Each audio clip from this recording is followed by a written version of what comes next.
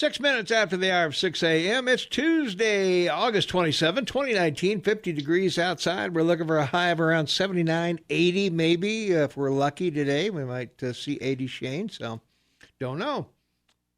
Well, this side or that of 80. That's one true. Side or the one other, side right? or the other. Okay. Sounds good to me. I love it.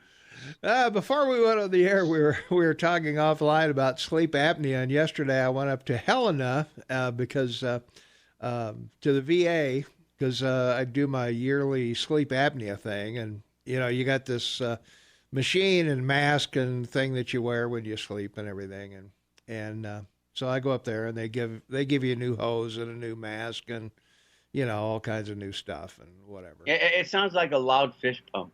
Yeah, well, mine doesn't. Mine is extremely silent. I mean, it makes virtually no noise at all. None at all. None at all. No, it doesn't go spoot, or anything like that. It just goes like that. Yeah, Yeah, it's pretty silent. Yeah, and I'm pretty silent when I have it on. So, well, that's good. That is good. Yeah. And you don't wake up. Well, I wake up, but not for any length of time. But anyway, good. Yeah, it's pretty good, and particularly, I don't know that I could fall asleep without it. Actually, I've been. So do you sleep on your back? I sleep on my back and on my left side. Or on your left side. Between the two.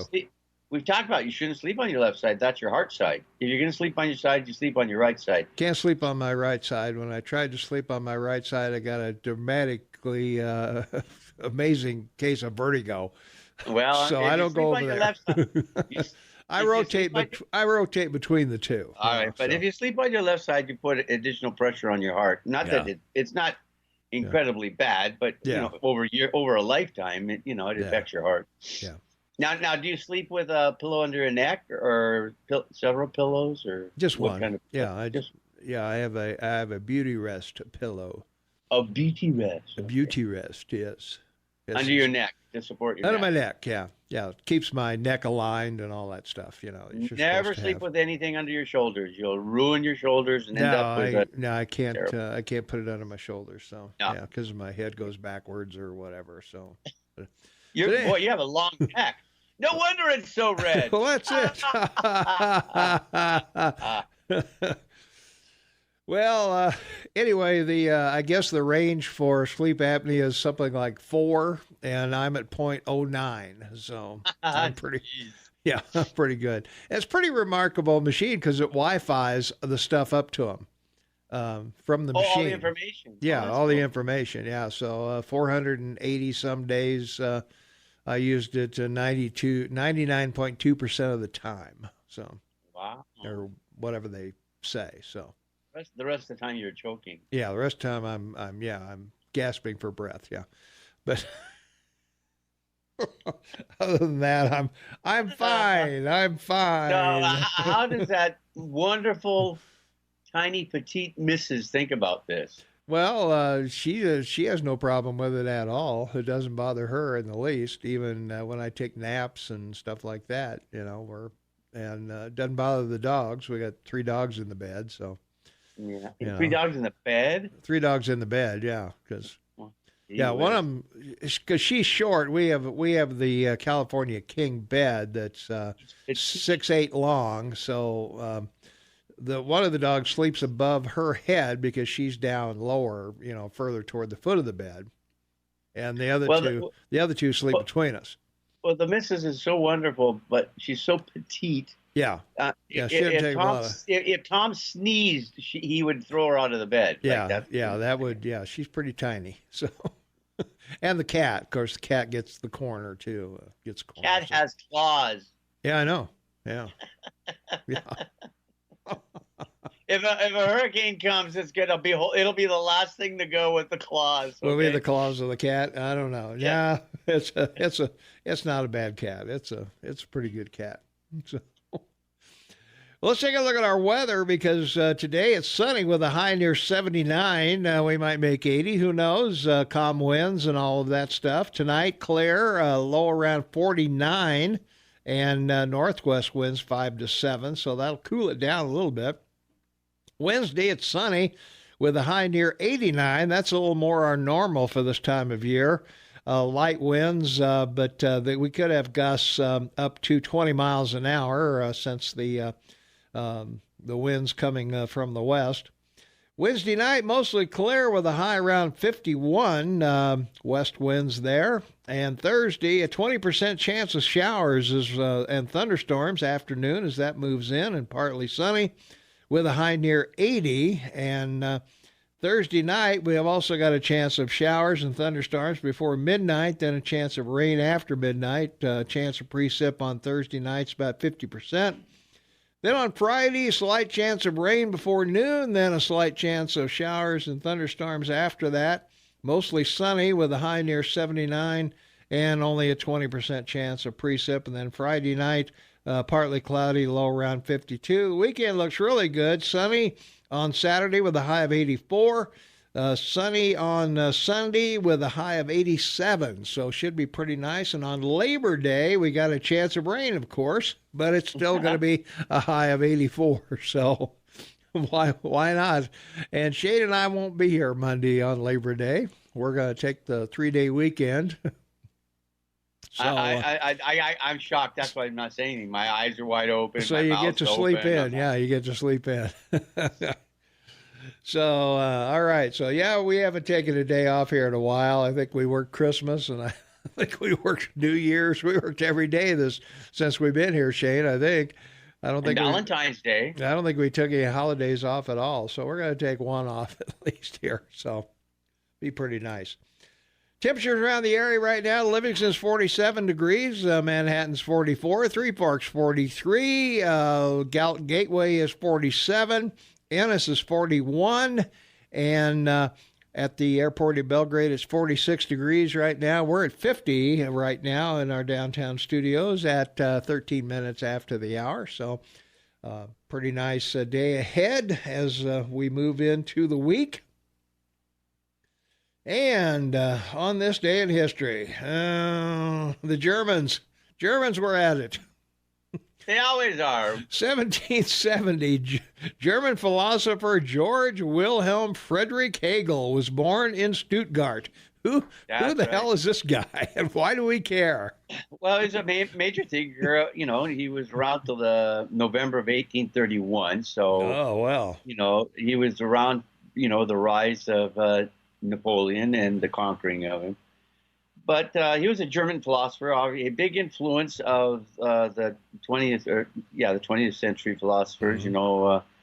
You know, he initiated so many different concepts about the mind, and so he influenced Marx and Nietzsche. He basically created what he called German idealism. He was widely recognized and has a principal achievement and won the Nobel Peace Prize in 1929, you know, for it. His absolute idealism is dualism of instance of mind and nature and subject and object, meaning, you know, it's a counterbalance between both to be overcome.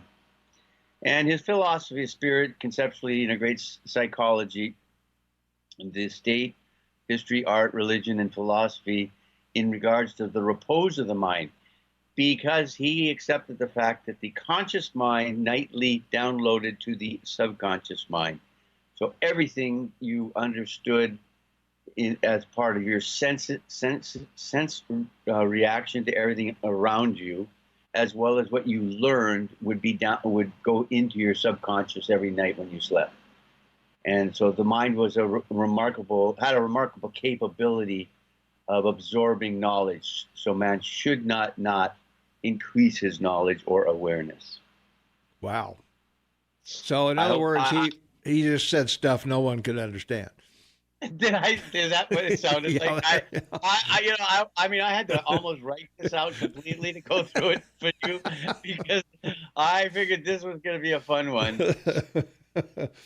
Well, I mean, I didn't even get into eminence and transcendence. Whoa. You know, Like there's a whole absolute Yeah. idealism. I mean, Yeah. it gets pretty deep there, baby, right down to the buttons of your brain. Beep, beep, beep. Back up, back up. It's a danger, Will Smith. Danger, danger.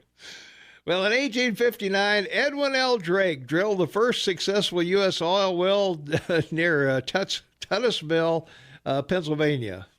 And this, of course, and I say this all the time, for all the things they say about oil, the one thing this guy, Edwin Drake, should get a Nobel Peace Prize is for saving the whale. They did, yeah, yeah, right. yeah. They were using whale oil to heat right. do lamps and all kinds of stuff In factories and everything. So yeah. you can imagine the Industrial Revolution. The real Industrial Revolution was man could work 24 hours a day. Yeah. And they put him to work 24 hours a day. Anyway, yeah, Greenville, Greene County, New York, as you said, March 29th, 1819. Never really understood what he was going to do about it, but he was so incensed about wanting to do it. And then he found an oil refinery. Guess where? Pittsburgh. Wonder who owned that. Must have been a guy named Rockefeller. Could be. Anyway, and so the early days, they learned how to haul it by train, like right off the bat. So it was. I wonder how he figured out there was oil in this particular spot, because geology at that time was limited. I would think. Oh, I know, but at this time there was surface showing. Oh, okay. So it was their oil had seeped through the ground. So it was Jed Clampett shooting at some food, and up from the ground came a bubbling crude. Yeah. Okay. All right. It was more coming up with a way of getting down to it than not. Really. Yeah. Okay. Yeah. Well, in 1883, the island volcano Krakatoa erupted, and the resulting tidal waves claimed some 36,000 lives on the Indonesian islands of Java and Sumatra. Yeah, these are the two largest islands of Indonesia. It spans 4 time zones, 7,000 islands. And as you said, the 1883 eruption was felt all the way, to the North Pacific and certainly the central part of the United States and California. I mean, the tsunami, not as large as it was where it occurred. But the fantastic thing about it, because it's on the edge of the Ring of Fire, which runs all the way around the Pacific, as we all know, is that there's a child of Krakatoa. That's what I liked reading about this. There's a child. It bore a child. Okay. If you say so. Yeah, exactly. Anyway, that's what they call it. So it's inside the collapsed cauldron of the old volcano, and it's the 4th island of the chain, and has had eruptions as early as 1927. So I mean, it's a very active place, and will continue to be. Let's see, 2017 there was a collapse in its cauldron, and obviously volcanists are watching it. Okay, we got to take a break. Take care of our ranchers, farmers, truck drivers, cab drivers, whatever is out there that brings you food, booze, or clothing, whatever it is. And the Headwaters Livestock Reports, Mercedes-Benz of Billings, and the MSU Bobcats. We'll be right back after that.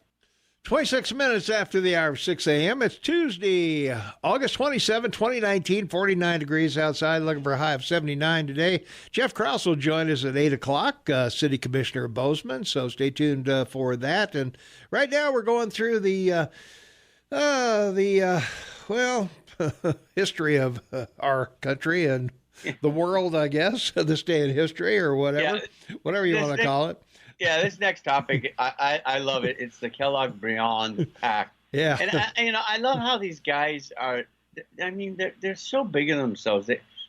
All these treaties that were signed in the 20th century, the guys always named them after themselves. Right, yeah. And anyway, Kellogg was a lawyer from, or a Secretary of State under FDR in the United States, and Briand was held a similar situation in Paris. And the Briand-Kellogg Pact was officially the General Treaty for Renunciation of War as an Instrument of National Policy, signed in 1929 by the United States, Germany, and France, and then 27 other countries on August 1928. So, the interesting thing about it was, of course, it didn't work. Well, of course not. It defined militarism, moralism, and legalism and foreign policy in regards to no country could effectively fight again without being the back of the other countries being turned on them, in essence. Yeah. And it became the basis of the United Nations Charter. That hasn't accomplished much either. No, it hasn't. With regards to civil wars and so forth. So, once again, crime against peace, for which they formulated the argument about this treaty at the Nuremberg Tribunal and the Tokyo Tribunal, which were really meant to strengthen the Kellogg-Briand Pact. Didn't work out very well, but a lot of guys went to jail. Yeah, that's tribunal. Tribunal is a metric. I'm sorry. Yeah. So it ended up. I thought maybe that was the way it's pronounced in Canada.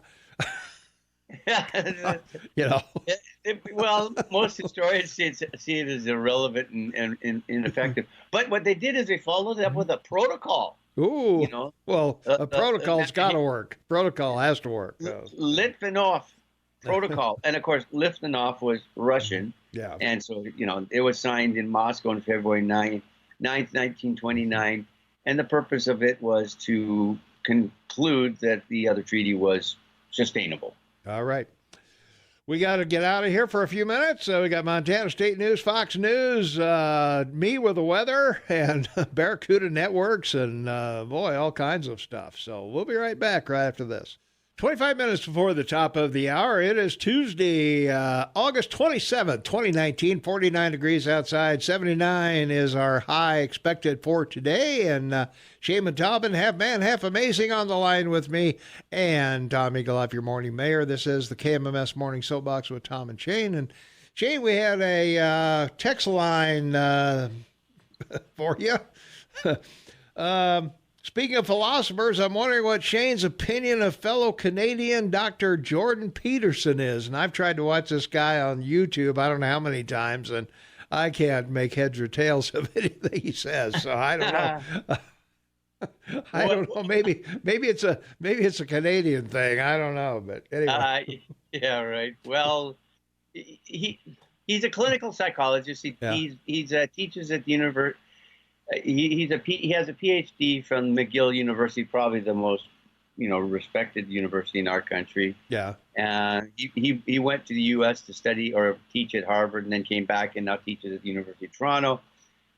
His first book was Maps of Meaning, the Architecture of Belief, and basically he's analyzed beliefs and myths in their role of dealing with people's emotions. And so if you want to blame somebody for the concept of transgender, yeah, this is your guy. He's the guy. Yeah. I know. Yeah. But the problem is he's against transgender because he doesn't believe a person should make that kind of a decision based on an emotional basis, which he that's what he believed is done. Anyway, he opposed Bill C-16, which was the Canadian government's recognition of the transgender, and the first government in the world to do so. And now Canadians, of course, having to live with that great experience. So that's pretty much it. Gender identity and expression, basically what he's known for. Yeah. Any opinion, personal opinion of him? Good, bad, otherwise, or I've never met him, so I can't make a personal opinion of him. Yeah. I've read some of his clinical reports and papers, and as a self-trained sort of philosopher, having read, I think it's more of a practicum of medicine that he really is writing about, not philosophy. So, a practicum of medical psychology, not clinical psychology. So I that's just my own opinion. So no, I don't agree with him. Mm-hmm.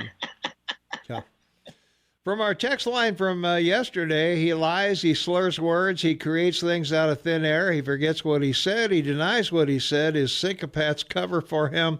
His mood can literally change from 1 minute to the next. You tell me what level of nuts that is. And I replied, I agree. Biden does have problems. He does, so, yeah. I don't know if he was talking about Biden or not, but I don't think he was. But anyway, that was a... Well, the thing that just blows everybody in your country away is your president's the first one who just comes out and actually has a news conference and answers every question. Mm-hmm. And, they want, they say words count. So then what they do is they misquote him or misrepresent what he's saying. Yeah. And, if he makes a rhetorical comment, because it's not very rhetorical, mostly what he says, right? But if he makes a rhetorical comment as sort of to make a humorous comment, they take it completely the other way. I just think that you're lucky that at this time in history, because things are happening so fast every day. Yeah, you have a president willing to take that job on, Yeah, he will stand there and talk to reporters for a lengthy time. Obama would never do that. Bush would never do that. Clinton would never do that. No, they wouldn't even sneeze in front of the press. Yeah. Well, I remember Harry Truman used to take walks with the press every morning from the White House. That was back when it was safe to do so, I guess, even though there were presidents being shot all over the place right before, up until Harry. Yeah, but until Harry, it wasn't until because of World War II that they put a fence up and restricted access. But up until FDR, World War II, you could walk right up to the White House. They had sheep on the lawn out there, chewing the grass or whatever. I remember pictures of they had livestock all over the place. Green, they had green. Grass cutters, but it's pretty. Stuff like that's so cool about the U.S. It really is. And that's that history there. And then Harry, of course, gutted the entire White House. Tore the whole inside out of it and rebuilt the inside. Well, yeah, but then they put the basement in too. Well, that's true. The tunnels. Who had to put the tunnels in there for JFK? And also for Gerald Ford. Gerald Ford didn't want people to see him walk into the swimming pool in his swimming trunks. Yeah. Well, in 1945, American troops began landing in Japan following the surrender of the Japanese government in World War II. I wonder what that landing was like, because you may have some people who didn't know the war ended. And, hey, American ship, open fire. Well, the Japanese did sign the surrender on September 2nd. Yeah. The U.S. Missouri in Tokyo Harbor. So I think the Japanese knew they were finally there. Figured it out. Huh? And their emperor, for the first time, went on the radio to surrender or tell the people they were. The fascinating thing about this, real quick, because we have maybe other things to talk about, was that it was MacArthur that Truman decided to send there, and he had fired him from originally in North Korea because he wanted to go and attack China. Yeah. But the reason that they sent him there was because of the Korean Peninsula situation. Because the only thing Russia did to help really in the East or in the war was to take over Korea, and they didn't want him to go into Japan. So that's why the Americans went into Tokyo full force. All right. We got to take a break. We'll be back in 2 minutes.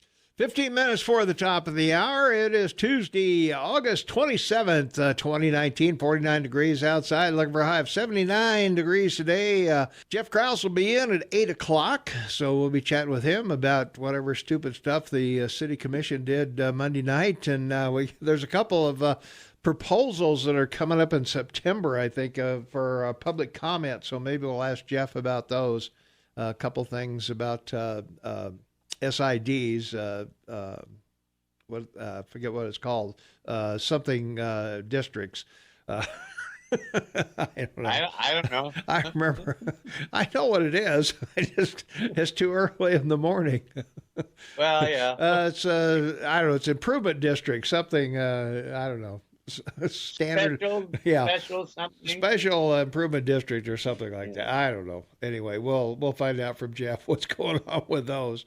So I should write this down. SID. SIDs, yeah. They're scientific improvement districts or something. Okay. Something like that. Anyway, Cool. 1962, the United States launched the Mariner 2 space probe. It flew past Venus the following December. It only took, a year or so to get to Venus. Wow. Yeah, and it was a straight shot. Mm-hmm. It wasn't like others that they sent in the opposite direction, and provided a huge amount of information about the sun for the first time, particularly about sunspots. And there was a pretty big excitement at NASA about that because of the concerns they had for sunspots and the danger for astronauts in space and the known electrical impulse impact sunspots could have on the planets. So yeah, it was great. Yeah. Well, in 1975, on this date, Haile Selassie, the last emperor of Ethiopia's 3,000-year-old monarchy, died in Addis Ababa, almost a year after being overthrown. What are these people? Why couldn't they die in Kansas, or someplace? Why have to die in these places you can't pronounce? Oh my God! He lived to 83, and as you said, he was the last emperor in 3,000 years. This family ran the show. I mean, that's a pretty long time, man. Yeah, and the last emperor on the continent of Ethiopia. I know, Africa. Well, yeah. Well, the continent's Africa, right? The country's Ethiopia, or the. Regrettably, it's now broken in. It's broken up now, and it's divided into Somalia and Eritrea, and been nothing but civil war in the country since his death. Regrettably, yeah, it's been a powder keg ever since, I guess. Well, most of those countries over there, that's right, on the continent are little wacko. A little wacko. He was famous. I'm not going to get this out. He was famous for going to the United Nations and asking for help after Mussolini invaded Ethiopia. Okay. but his army with bow and arrows and slingshots and spears managed to beat the Italians back. Wow.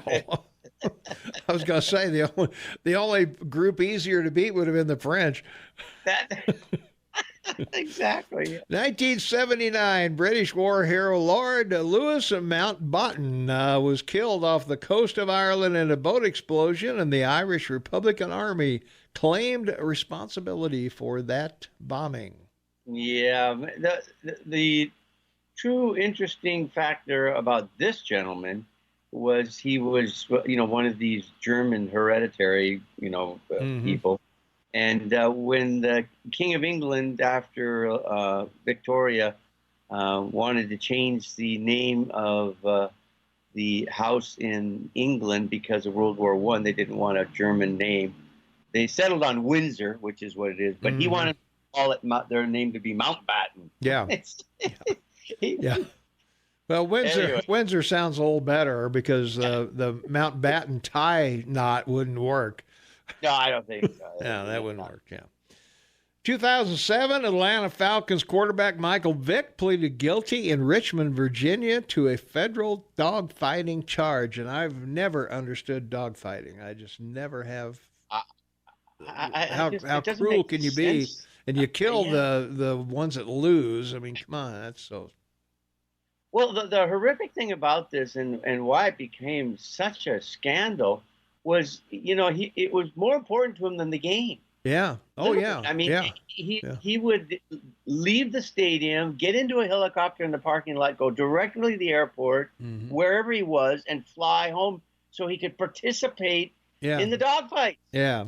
Yeah. And so they went to his property and they found training pens and pens of dogs. I mean, it was it was a mess. Yeah. Yeah. And he never recovered from it. No, he didn't. No. And rightfully so, in my opinion. He shouldn't have. Yeah, that's right. Yeah.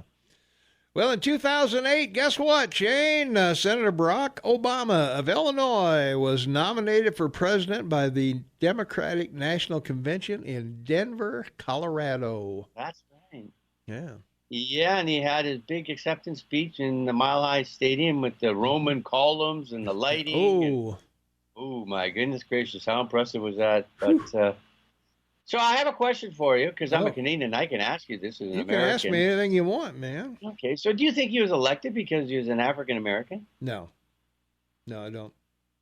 Really? Yeah. With what was going on in the United States with the financial collapse, yeah, and thinking that here you have a guy that's a state senator, hasn't even finished one term of senator from a state for the United States Senate.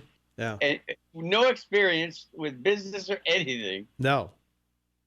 You don't think, oh, okay.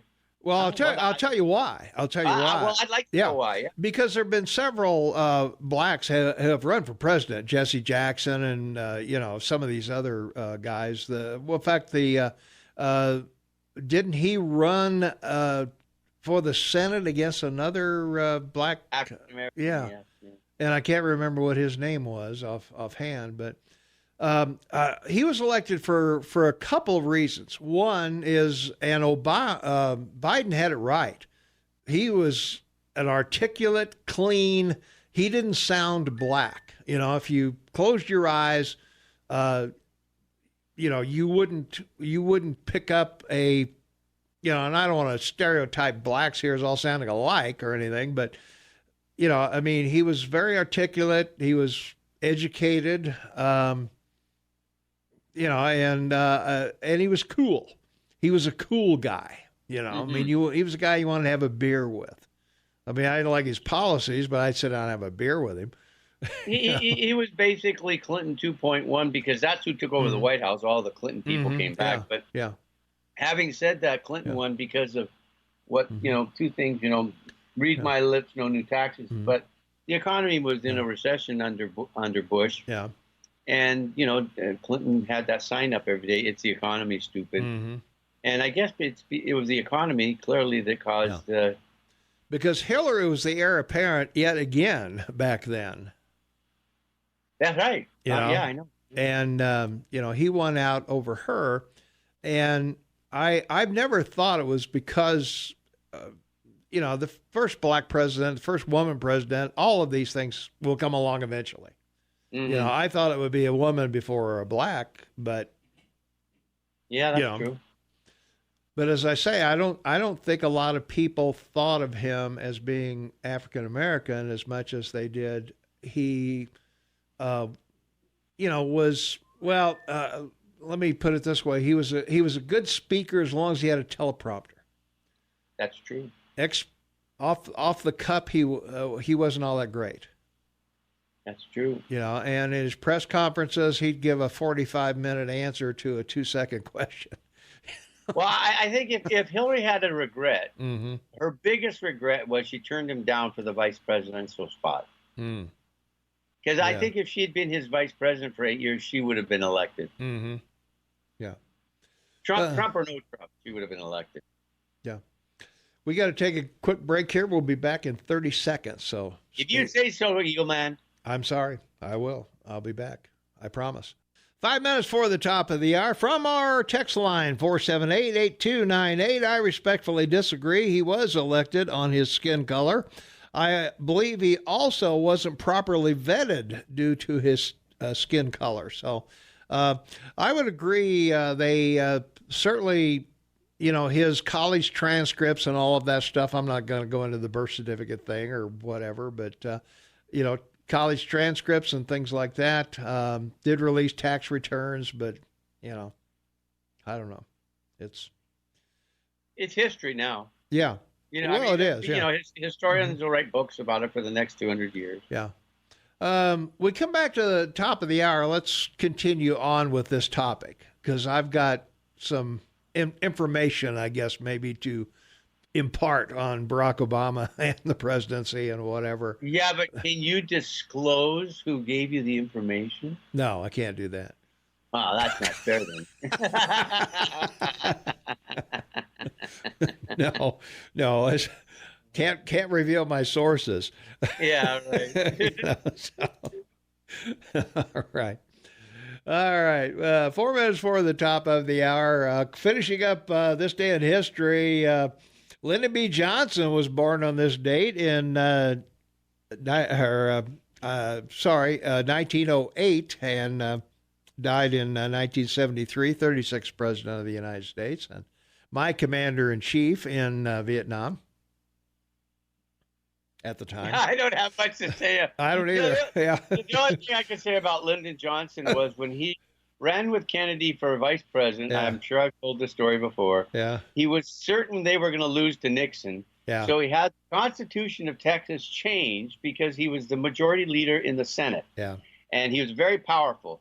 So he had the Constitution of Texas changed because it said you couldn't be on the ballot for 2 offices. Mm-hmm. So he went on. He had his name on the ballot for both Senate, the Senate seat, his seat that was open, and the vice president, and he won both. Yeah, and he won both. There you are. So good for him. So pick and choose, huh? Yeah, he had a choice. Yeah. He could continue being the majority senator or vice president. So There you go. Well, there wasn't too many.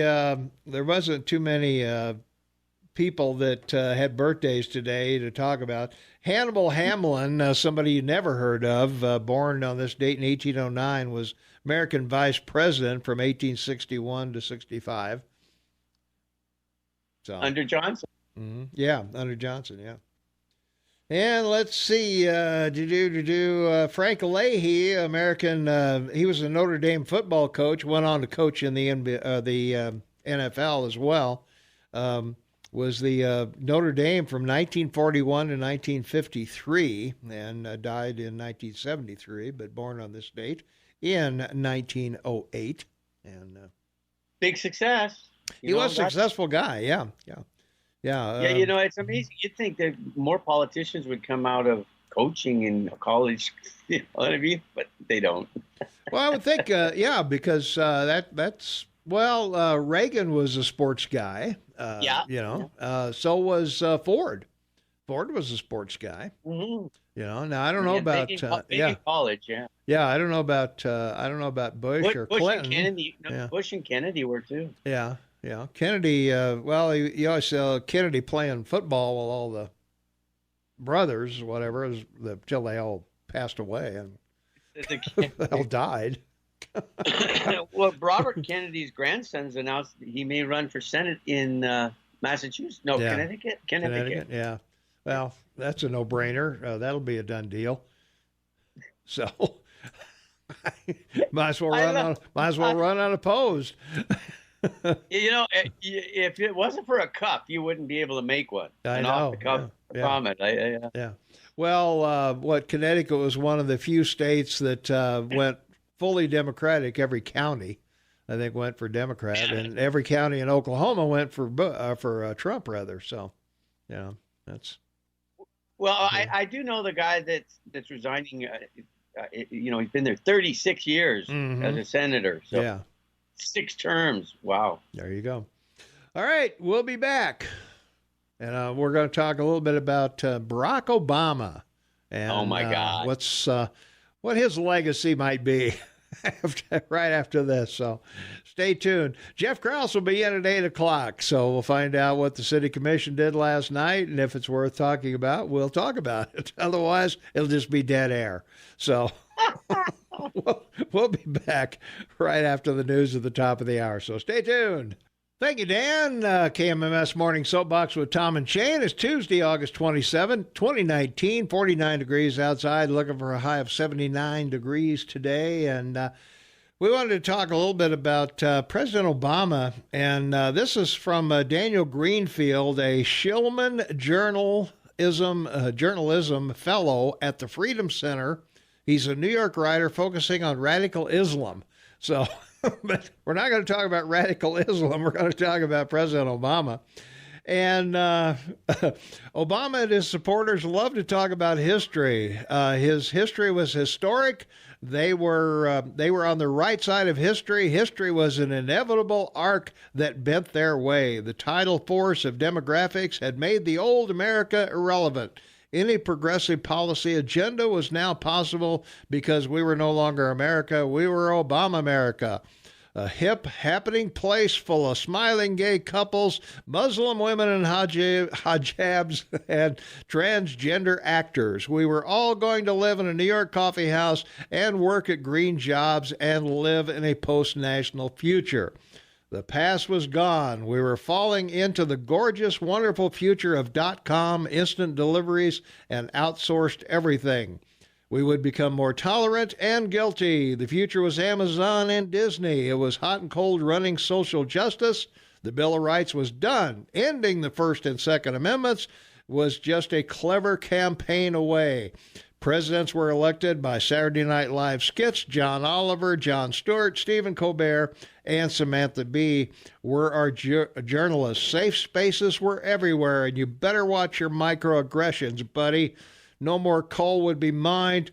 No more anything would be made. The end of man was here. The end of dead white men of the literary canon. The end of white people. The end of binary gender and marriage. The end of reason. The end of art. The end of 2 + 2 = 4. This was Common Core time. It was time to pardon an endless line of drug dealers, to kill cops and praise criminals, to be forced to buy worthless health insurance for wealth distribution to those who voted their way to wealth. But there's no right side of history. There's only the side we choose. The Obama era was permanent. It was history. Now it is history. Its shocking ascendancy has been paired with an equally shocking descent. The Obama era is done. It's gone. It's over. It was wiped from the pages of history in one night that left Congress and the White House in Republican hands.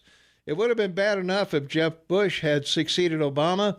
That would have been inconvenient, but not a repudiation. Instead, Obama's legacy was dashed to pieces. His frantic efforts to campaign for Hillary did no good. The public did not vocally reject him. What they did was, in its own way, even worse. They brushed past him. They sidelined him. They gave him passable approval ratings while dismissing his biggest accomplishments. They forgot him. They made it clear that he did not matter. And that, in its own way, far more brutal and wounding. They didn't just destroy the Obama era. Instead, they dismissed it as if it never existed.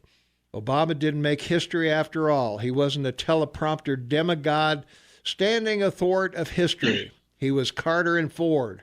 He was there to be forgotten. He didn't change the world. He wasn't the Messiah. He was merely mortal. Just another politician who will sag and age, who will, in the end, be photographed like Bill Clinton, lonely and lost in a world that has passed him by.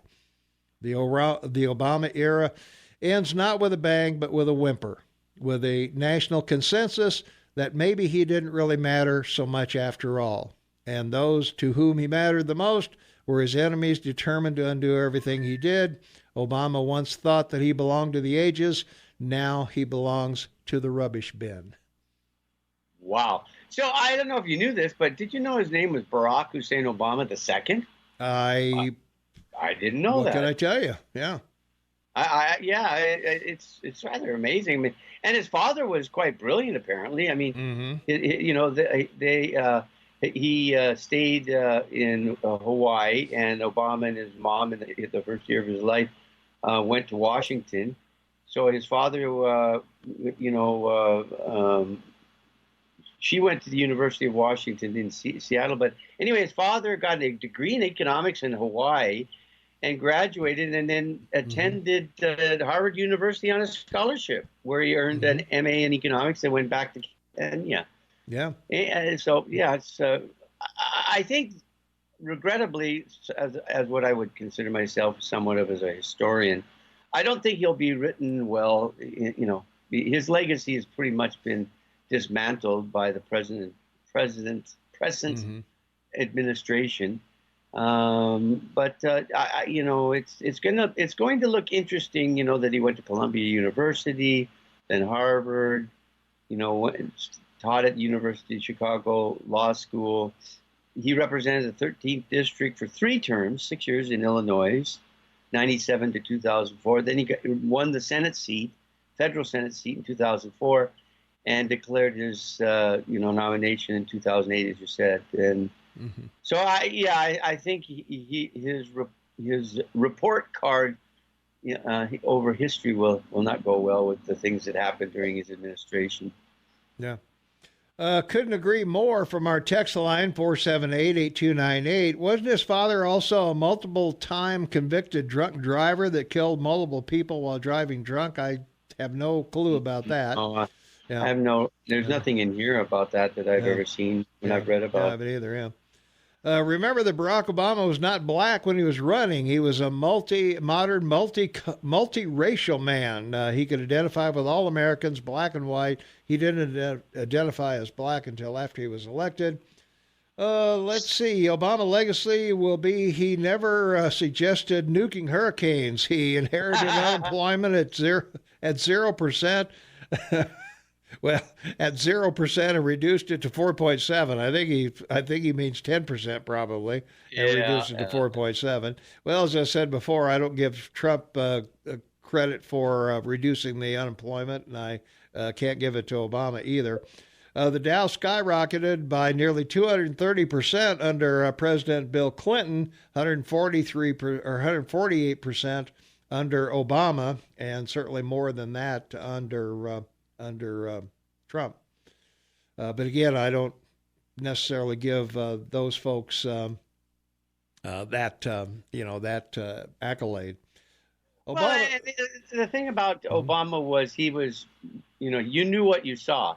And, anybody that read his book, Dreams from My Father, knew exactly what to expect because he explained it all. It was his autobiography, right? And so, I mean, this was not a surprise, let's say. There really was no surprise here with Obama. Yeah, I don't think so either. Obama didn't care buying a $15 million house. He's getting a nice house on the Chesapeake Bay, Martha's Vineyard. Yeah. On the waterfront. On the waterfront, no less. So I guess global warming. Yeah, we're not going to worry about rising oceans, are we? No. Let's go to the phones. 522 Talk is the number. Caller, you are on the air. What's going on? Yeah. Hey. So I remember when who was it? Who was the last Democratic guy that they anointed lost the Bush? And Obama spoke, and they're like, "Oh, this guy's the next president." The media made a big deal about it when he was a freshman senator, and then of course, they basically anointed him, and he won. Yeah. But. And another interesting thing, you said you didn't want to talk about the birth certificate, but I happened to have a computer then when they finally released it. I had a computer that had Adobe Photoshop on it, and so I went to WhiteHouse.gov and downloaded their copy of it and put it in Photoshop, and you could just it was like you could just take it apart.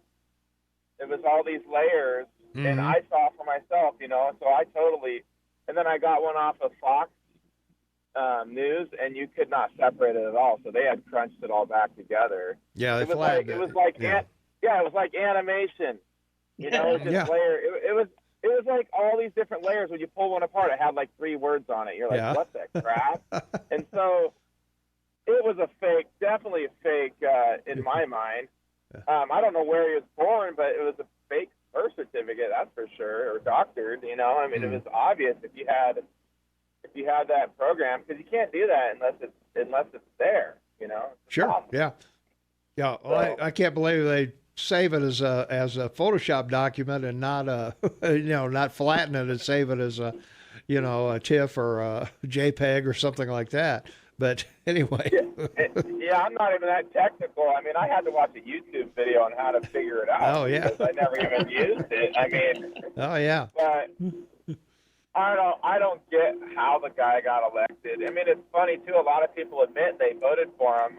A lot of people admit just because he was a black man. And I think that's true. And well, the other side of that coin you got to think about, if we're such a racist nation, how'd this guy get elected? You know, I mean, if we're all racist, if we're all anti-black, and we're all anti, we all want Confederate flags flying over our beds, how'd this guy get in office? We are lucky, though, that he didn't have the work ethic of Trump. No. Because if he did, we would be in so much worse shape, I think. Well, that's true, yeah. And he did wake up a lot of people, but I think a lot of people are asleep again. It's like these little mini cycles of I don't know. And the main problem I see in America is the morality. I mean, it doesn't matter. You could have I want to stand for the Second Amendment, but you're a completely immoral person. Yeah. And I think it's important that we stay a moral country, and I'm not sure we are anymore.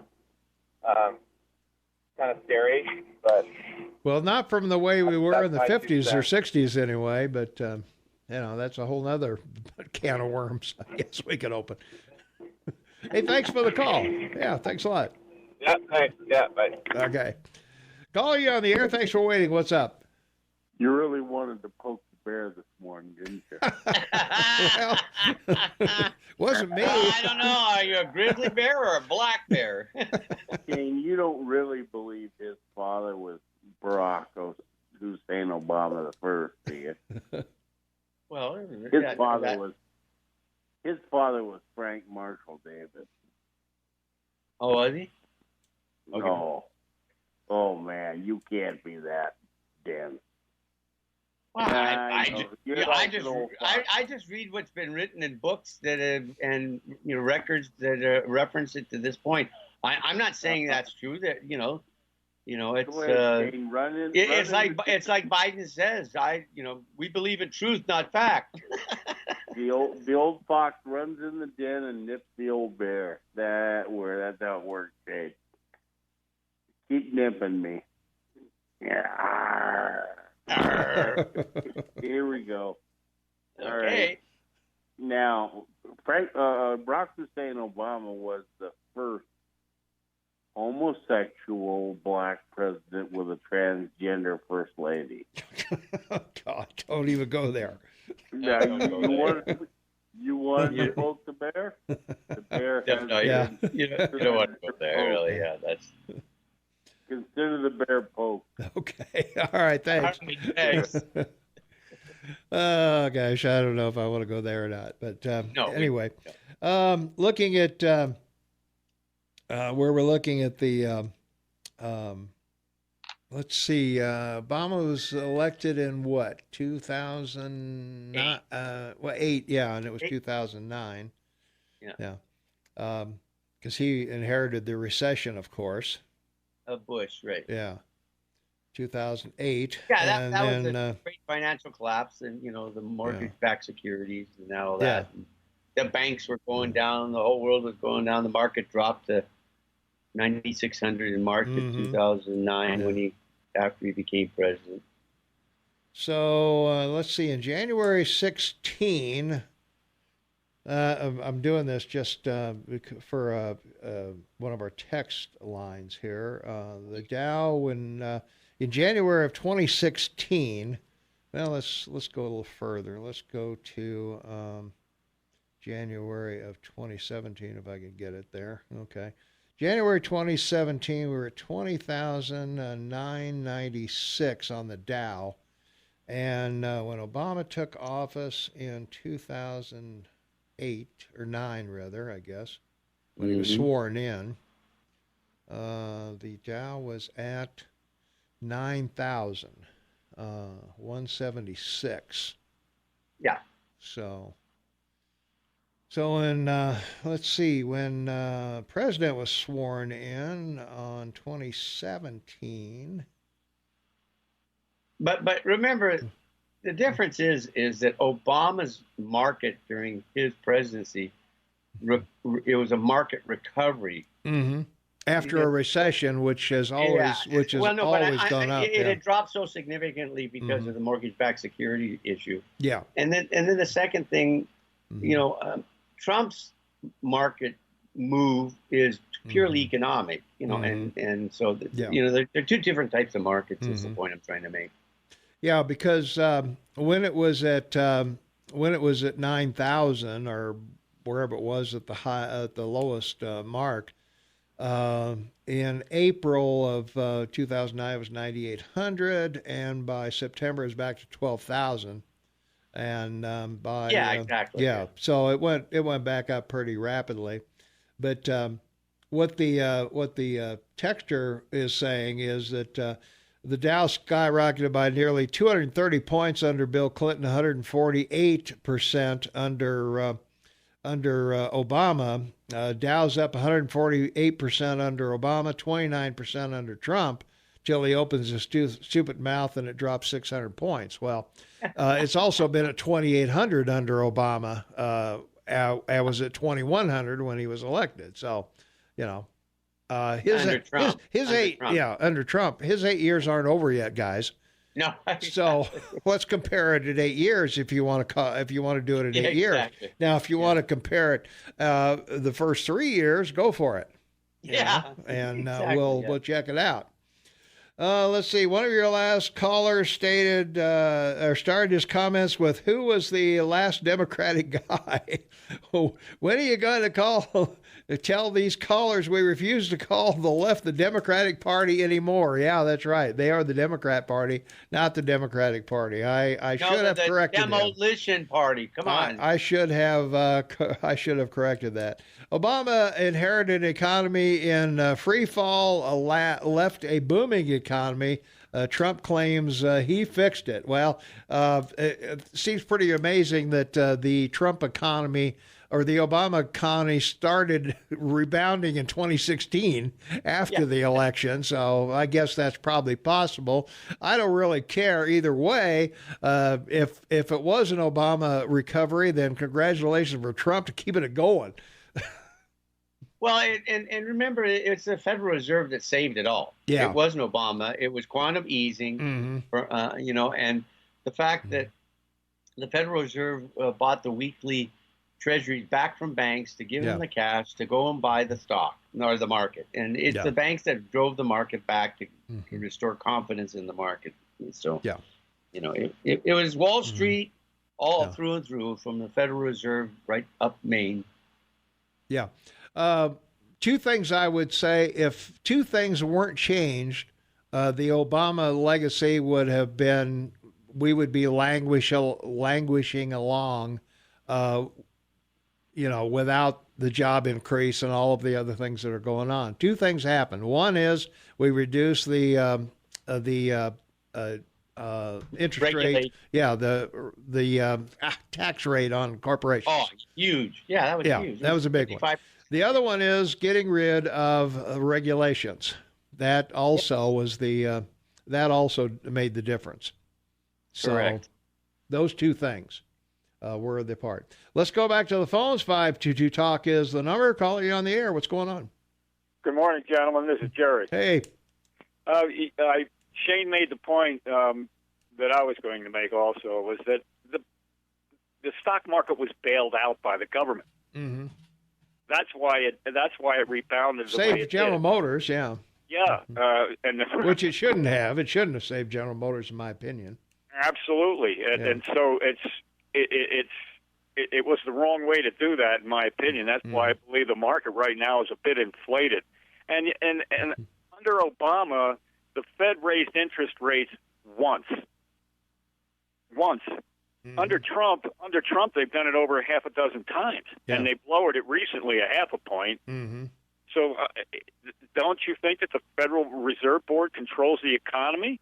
Well, to a certain extent, that's their job. Controlling interest rates and controlling unemployment are the two things they're supposed to do. And most importantly, inflation. Well, I mean, that's what the interest rates do. That's what I'm saying. Yeah. The big claim to interest rates is to control inflation. Correct. If they start seeing inflation, they raise the interest rates, and so and that's why no inflation. There should be no interest rates rise. Should be no rise in interest rates. Yeah.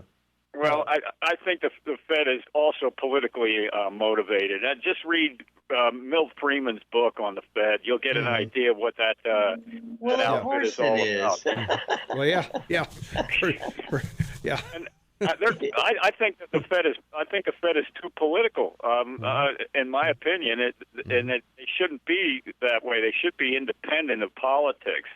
And so should the FBI and the CIA and the NSA and all those guys, and the IRS. And all the alphabets too. Right. Yeah, exactly. Thanks, Jerry. Got to take a break. Hey, thanks for the call. Thanks, guys. All right, thank you. All right, Shane, we got a caller waiting, and we'll be right back in 1 minute. All right, 26 minutes after the hour of 7 a.m., Jeff Krauss will join us at 8 o'clock. We've got a caller patiently waiting, so let's go to the phones. 522-TALK is the number, 522-8255. Caller, you're on the Morning Soapbox with Tom and Shane. What's up? Morning, Tom. Happy Tuesday to you. Hey, thank you. I love Tuesday. Yeah. So my question was, how do these politicians go into office? With a bit of a nest egg, but when they come out, they're multi-millionaires. Oh yeah. Well, that's one of the. I mean, it doesn't matter what side of the aisle they sit on. So I'm not picking on. Anybody. I mean, you can think about Harry Reid. Nancy Pelosi. Well, they got. As I was telling you during the break, they got a $65 million book advance. So but nobody's reading Dianne Feinstein's book. What book? Well, they haven't even written their books either. Nancy Pelosi, husbands involved. I mean. There's some incestuous, if I can use that term, relationships, politically and in the private sector. These people like Nancy's husband, that. Oh yeah. Get all these real estate deals stuff. It's like Harry Reid's another example. I'm sure there's some from the right side of the aisle as well. Sure. It's look at who was it? Daryl. Yeah, look at Daryl Isis. Guy was a car thief. He's one of the richest guys. He's not in Congress anymore, but was one of the richest guys there. Yeah. But some make it before they get there and just enhance it because one reason if they come in with a little money. And in many cases, they do that because in some cases they run on their own money, and in some cases they are able to attract money. But they also do favors for people, and it's sometimes it's paid under the table, sometimes that's called corruption. Well, it is corruption, no question. In any other, we live in a beautiful country because in any other country on the planet, if you did stuff like that, they would drag you out on the street and stomp your head in. Yeah, well, look at Martha Stewart wasn't in politics, but she got a jail term for some insider trading, and they wondered how Hillary made a bunch of money on cows when she didn't know anything about cattle. But but that's where it goes. You had to bring up Hillary. Yeah, I did. Here I was having a nice Tuesday. And then Paul Francis. Hey, and then you said the H word. Yeah. Oh my God. I gotta go. Hey, feel my pain on Tuesday. There you go. All right. All right. Thanks for the call. Nancy Pelosi's husband, Paul Francis Pelosi Sr., operates a financial leasing service. We're out of here. 24 minutes for the top of the hour. It's Tuesday, August 27, 2019. Welcome to the KMMS Morning Show with Tom and Shane. We've got a caller patiently waiting on the line. 522-TALK is the number, 522-8255. Caller, you're on the Morning Soapbox. What's going on? Yeah, good morning. Ken here. I was curious if I was too late for the monetizing the debt discussion. Not at all. Well, this one, I've been doing my homework, and this one possibility besides forgiveness would be devaluing the debt through asset appreciation by linking the dollar to government assets. I think Argentina did that some years ago to get out of their national debt. So I'm kind of curious what you guys had in mind for monetizing the debt, because if anything's going to take down this country, it's going to be the debt. Well, yes and no. If you want to use Argentina as a standard, that's not a very good. That's not a good standard at the moment, anyway, because they're in big trouble financially. I always go back to World War II when our GDP was 120, or our debt was 120% of GDP. We didn't pay it down; we outgrew it, and that's where we need to think about the debt. We don't need to think about paying it off. We haven't paid it off since 1850. That's the last time we were debt free, I think. But we're always going to have. Debt is not a bad thing. We got the Louisiana Purchase through debt. We got the highway system through debt. We got the space program through debt. Got through World War II. World War I and World War II. Debt is not a bad thing per se. Money used irresponsibly is a bad thing per se. But a $100 trillion debt would be no problem if we have a $200 trillion GDP. So right now, paying the interest on the debt each year is very comfortable for the United States. It's only a few $100 million, or $1 billion rather. You talk about a $3 or $4 trillion government. It's a pretty small portion of that thing. I would rather see us outgrow the debt than pay it down necessarily. Because that works for everybody. Everybody's working. There's people making stuff. There's jobs. There's prosperity. Where if we're taking money that stimulates the economy and using it to reduce debt, I don't think that's a smart use of our funds. And that's just my opinion. Shane, what do you think? So, there's three ways to do this. One, don't spend. Number two, inflation. And number three, raise taxes. So, if you don't spend, and give you an example, Trump wanted every department to cut 5% out of their budget. Well, that would balance your budget in less than 3 years, and you'd be able to start paying down the debt directly. Two, inflation. If you have 2% inflation a year, that's 20% in 10 years. So your debt's gone down 20% in value, right? Mm-hmm. And in 20 years, it's gone down 40% in value. So no one wants taxes raised because everybody's overtaxed to begin with, especially the rich, because they're paying 87% of all state, federal, and local taxes. To monetize it, I would do a couple of things that we've talked about. $1.2 trillion owed by student debt to the federal government directly, because the banks never lent it to them after 2009 or 8. Yeah, somewhere in there they changed it over. Yeah. So don't charge any interest on it. Give all the people that owe the money relief, no interest, and you'd reduce your debt by 5% right there. Mm-hmm. I suggested a national lottery, meaning when you look at the possibility of the money that could be raised, you provide more winning opportunities. In other words, instead of one person winning 100 million, you have 10 people winning 10 million, and more people would buy it. And the amount of money you could raise with that. The other way is like we have a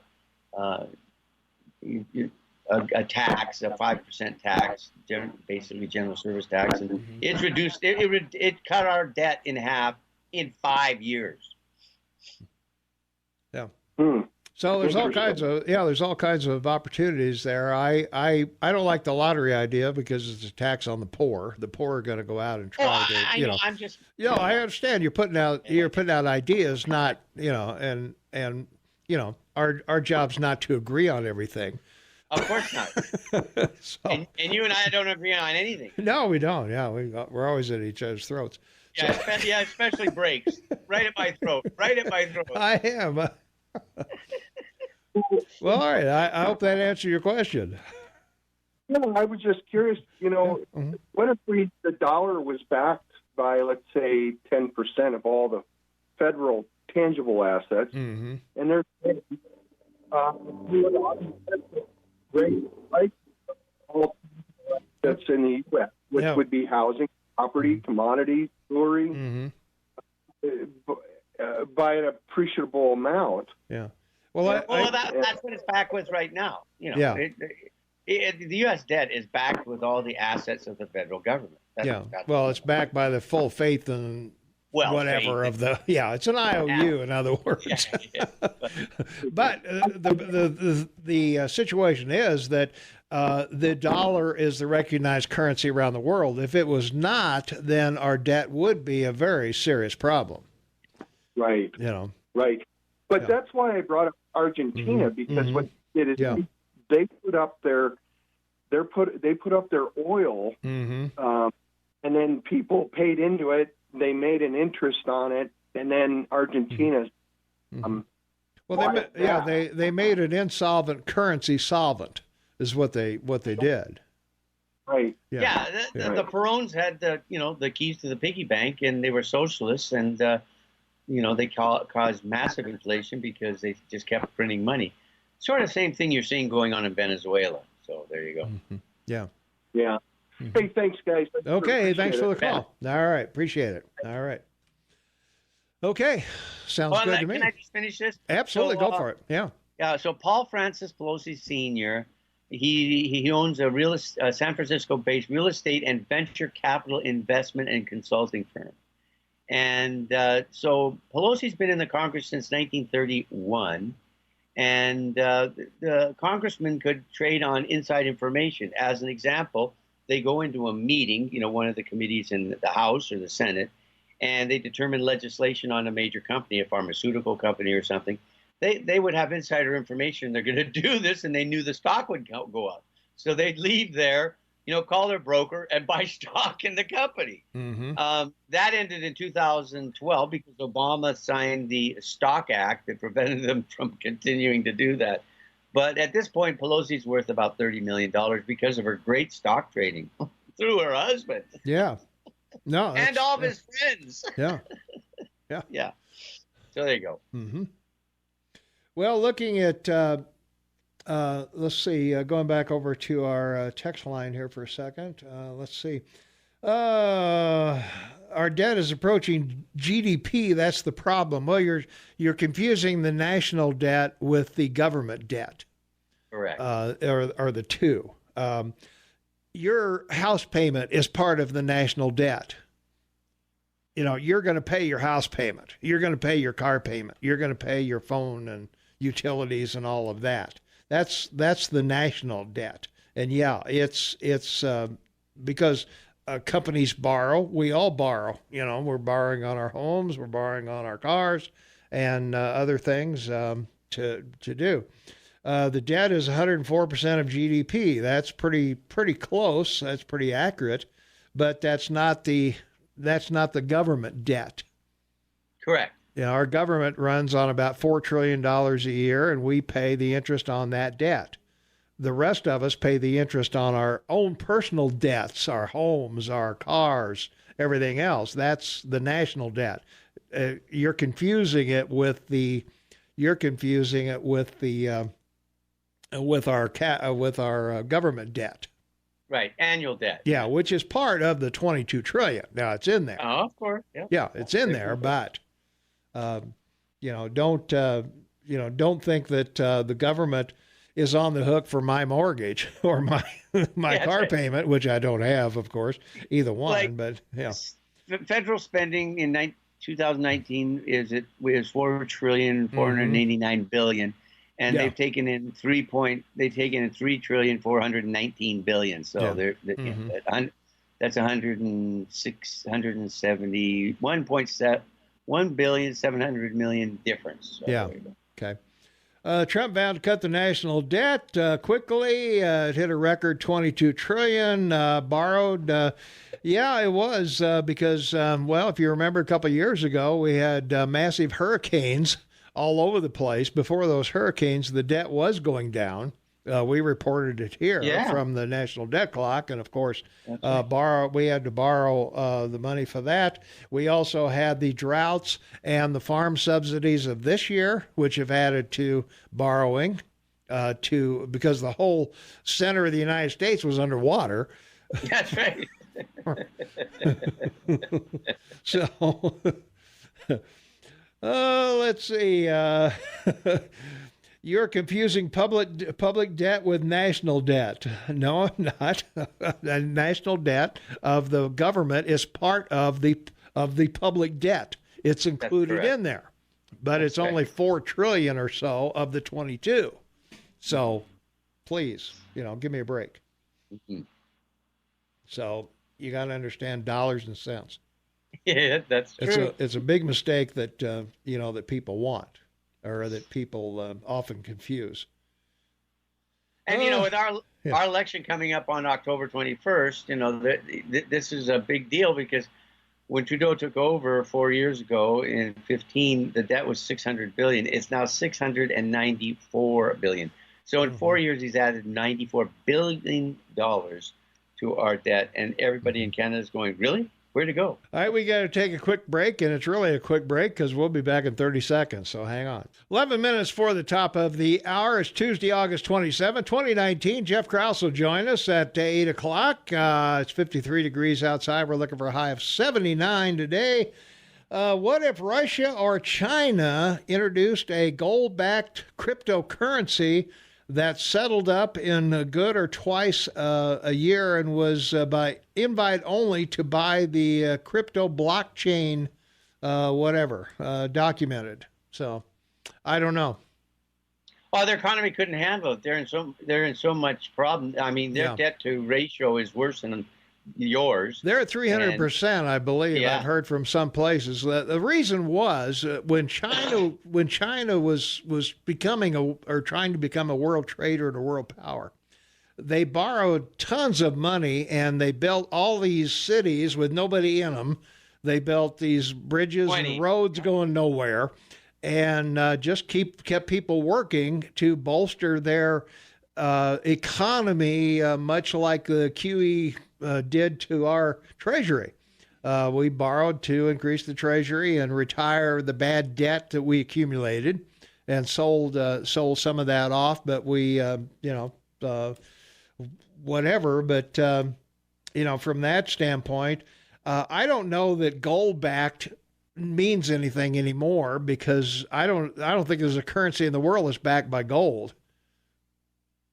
Not that I'm aware of. Not that I'm aware of, anyway. So Taiwan might still be. I'll check. Could be. Yeah, you can check that maybe during the break at the top of the hour. But I don't know of one that's backed by anything other than the country itself, and that's where China manipulates its currency from time to time when it's not supposed to, but it does, and nobody calls them out on it.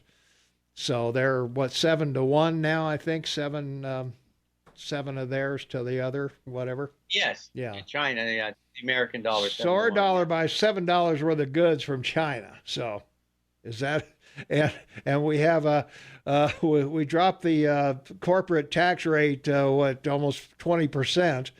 Well, 35 to what? 21. 15. Yeah, not. Isn't it 15? Yeah, it's 20. I think it's 21. Oh, okay. I'm not sure. I don't know. Anyway, but I mean, those two things alone help combat this tariff situation. Of course it did. Yeah. So if you're going to buy, and the imbalance of imbalance of payments to China for the last 25 years, they took that money and they used it to borrow money to build these 20 cities. Yeah. So these are all modern cities, and that's why the commodities market was so strong for the last 25 years. Yeah. Because they were buying everything: copper, steel. I mean, everything. Carpet, the whole works. Yeah. They had it all. All right, we got to take another quick break. We'll be back in 2 minutes. Hang on. 6 minutes for the top of the hour. Jeff Krauss just sent me a note. He's running a little late, so we'll persevere on until he gets here. And let's take a quick phone call before we run out of time. Caller, you are on the Morning Soapbox with Tom and Shane. What's up? Hey, Tom. Yeah, I was just talking to Shane about the legacy of Obama. Mm-hmm. Yeah. I think it took a nosedive in Ferguson, Missouri, when all the facts came out and the president did nothing to stop it. And like I said, you had Sharpton and Holder competing for Academy Awards, and the president didn't do anything to stop it. And I think America gave Obama a really good chance, but the whole Ferguson thing was just horrible. Mm-hmm. Yeah. Well, I would agree with part of that, certainly. I think the Cambridge thing, where he had to do an apology tour with Biden in the Rose Garden with a beer for the police guy, also that didn't help his legacy any, and made him appear a little racist on that side, sitting in Reverend Wright's church for 20 years, listening to a racist preacher, and not saying anything about that. I think also told a lot about how he felt personally. Right.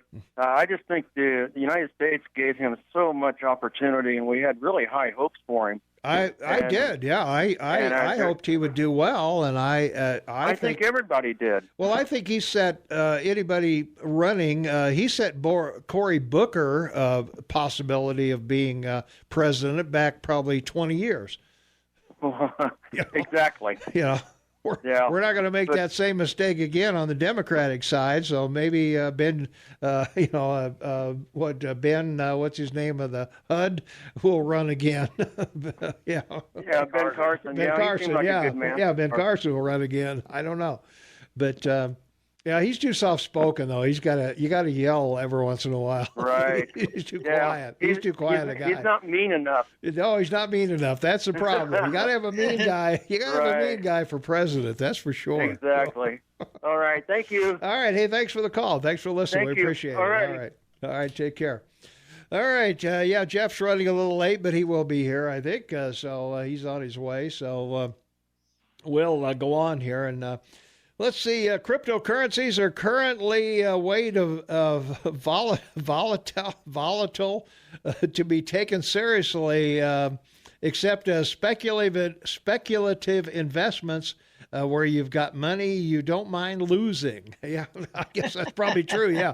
Well, that's virtually the stock market. You invest money you don't mind losing. That's pretty much it. Let's take one more call here before we have to go to the break. Caller, you are on the Morning Soapbox with Tom and Shane. What's up? Yeah, good morning. Don't forget that Obama knew nothing about Clinton's private server. He said he heard about it on the news like we did, except unfortunately for him, he has emails on that server. Right, yeah. So, well, maybe he didn't know where he was emailing them to, but, well, that's all going to come out. McCabe is already in trouble, I think. We heard that on the news, that they may or may not prosecute him. So if they do prosecute him, then they may go after some of these other people. I didn't think they'd go after any of these guys, but we'll see how that plays out. All right. Hey, thanks for the call. All right. We've got a couple minutes here before the break. One of the other things that was going on is when we talk about China, Shane, we've got to talk about October 1st, which is the National Day of the People's Republic of China, and that is going to be the 57th anniversary. This is like their July 4th. And we can't have this tariff deal going on. We can't have this Hong Kong thing going on during this celebration, which is going to be October 1st. So G and the gangster group there, the generals we talked about yesterday. The generals, the gangsters who control almost everything in this country, or that country, I should say, not our country, but I think Jeff's here finally. They're going to have to do something by October. And if Trump puts the tariffs on September 1st, which he hasn't said he wasn't going to, now supposedly they got 2 calls. China denies they called anybody, but that's maybe they did, maybe they didn't. So they did. Yeah. Mnuchin got up. Secretary of Treasury Mnuchin got up during that press conference and said, "Yeah, I talked to him." Yeah. So, but of course, the China didn't think they were going to make that public. So of course not. So they got to save face and say, "Nah, we didn't do it. We didn't call him." So, well, if they didn't, they got till October 1st to do something because they're going to be spotlighted on the world, and that's where we're going to be. So. Well, I don't think Trump gives a 2 hoots to H about face when it comes to negotiating. No, okay? I don't think he does. So, all right, we got to go. Jeff Krauss is going to be in here at 8:00, hopefully, and we'll talk to him about what the city commission is up to and what wacko things they're doing. So we'll be right back. Thanks, Dan. Welcome back, everyone. 6 minutes after the hour, Jeff Krauss is in the house. How you doing? I'm good. Good. Yeah, All right. Didn't have a meeting last night, so the city's safe for another week or two. Well, I don't know. We've been battling about the national debt, and I know you and I don't agree on it, but that's okay. Yeah, but I know that conservatives have promised that if a Democrat becomes president again, they'll worry about the national debt. So and until then, it's all good. Yeah. Yeah. Right. Let's see. The other thing we wanted to chat about, you got a couple SIDs coming up, Special Improvement Districts. I think that's what they're called. Isn't that right? Or where? September. You got a couple of them. I got a notice, email, public comment for SIDs somewhere. I can look them up real quick. I thought. Yeah, I don't know. I don't know what they are. I mean, there's SIDs everywhere. I think we're on SID number 700 and something. Oh, yeah. And we are. And that's how almost every road has been put in the city is with an SID. So, and if you live in the old part of town and you haven't had an SID to rebuild your road, remember that sidewalk or whatever. Well, sidewalks are a little bit different. Well, but, I guess that's true. Yeah, that's part of your. We'll notify you, and if you don't fix your sidewalk, we'll fix it, and then put it on your taxes. And charge you for it. Yeah. Yep. Yeah, okay. I may have deleted those. I probably did. Yeah, there's any number of SIDs, just about on every road in Bozeman, and then the ones that have expired because they've been paid off. At some point, you'll get an SID to fix the road. Yeah. To redo the road, because they don't last forever. Well, let's hope not. Well, not the SID, the road. The SID lasts forever. Your responsibility to fix the road lasts forever, right? Well, that's true. Once you build it, it's there. Once you build it, it will come. Yeah. There's no mysterious other person behind the tree that will pay for fixing you the road in front of your house or the sidewalk in front of your house or the curb and gutter in front of your house. Yeah. That's on you, man. Yeah, that's it for sure. Ask Jeff to define the national debt. To define the national debt. Does it include consumer debt? So. No. Yes, it does. Yes, it does. I'm sorry. I think in a lot of ways we owe them both, right? We owe our consumer debt, our individual consumer debt, our individual student loan debt, our individual mortgage, and then if you've invested in any of those horrible corporations, then you owe their debt too. Yeah. But that is not the same as the government borrowing money to do whatever it does, right? Which is why you hope when the government borrows money, and this happens at the state and local level, they're borrowing it to put into fixed assets of equal value or more, Well, I think the thing people don't realize is that we have debt owned by the public. In other words, we about 70% of the debt, 60% of the debt we owe to ourselves. I don't know what you mean by that. Well, debt held by the public, Treasury securities held by investors outside the federal government, including those held by individuals, corporations, Federal Reserve, foreign and state, and local governments. You mean the Chinese and the Arabs don't own it all? No, they don't. Okay, we own it. We own a lot of it. Sovereign debt. We own mortgages. We own car payments. We own all that stuff that we have to pay for. Mortgages are included in the national debt. Not in the $22 trillion. Yes, they are. They are. It's on the national debt clock. It's included in there. Yes, it is. We owe. Are you telling me the federal government owes $22 trillion? Yes. Yes. Yes. No, I don't believe that. No. Yes. No. Yes. No. And we've also got debt held by government accounts or intergovernment debt. Right? So So that's non-marketable treasuries. For example, the city owes the state. Yeah. Yep, that's true. Mm-hmm. That is still a debt on a particular taxpayer, right? Mm-hmm. Yeah. Yeah. That's more along the lines. The city of Bozeman borrows money from the state, typically from the state investment pool. Yeah. And they get a rate of interest that's higher than they would get from a national bill, and we get a lower rate than we would get at a bank, and so we do borrow some money. That way. So there is city money that's either banks own or city debt that banks own or even the state owns.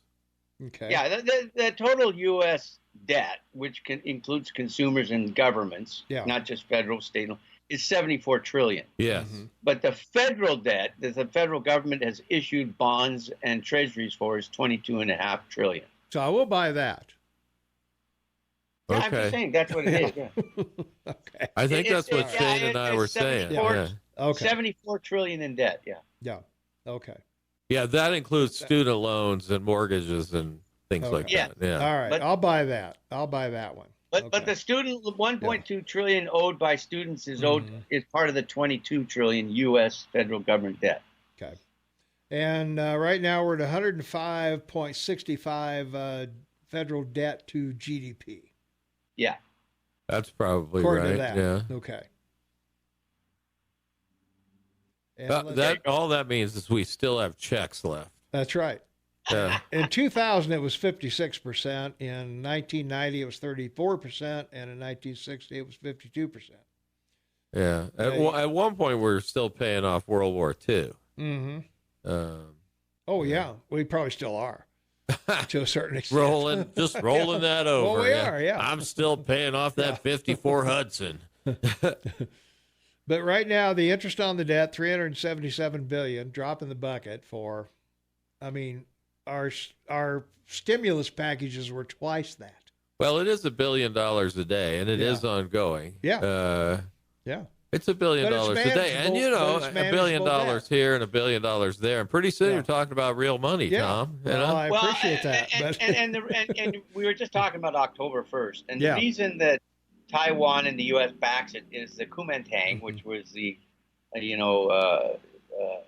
army that fought the Chinese in the Civil War, left and went to Taiwan. And, they had bought and supported the U.S. during the Depression buying U.S. bonds, which is what created the wealth of Taiwan. And Chiang Kai-shek and his lovely wife, he'd send her to Washington to buy the bonds, and they were bearer bonds. Yeah. Wow. Well, bearer bonds, if you don't hand them in, even if they're 20, 50, 60, 70 years old, you still collect interest on it. So that's why the U.S. government backs Taiwan. They don't want all that money falling into the hands of mainland China. No, they don't. Well, and also Hong Kong and Macau will celebrate on October 1st as well. So that's two other places that are gonna be there. So bearer bonds are pretty rare this day and age. Clipping coupons in the old days. That you retired and clipped coupons, and those weren't the coupons you took to the grocery store. Yeah. Those were the ones that mailed off to Canadian Pacific or wherever, and they sent you money. Yeah. They are almost legal tender, right? Bearer bonds, and I think the government frowns on bearer bonds because they're a little bit slippery. They are.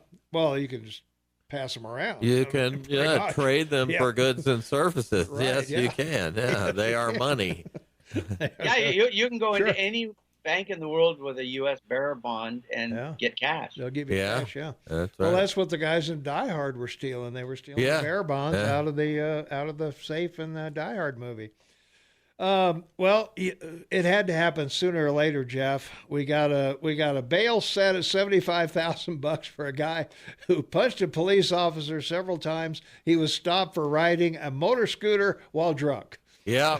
That you can get stopped for riding a bicycle drunk. I think there's a drunken pedestrian law. Well, probably.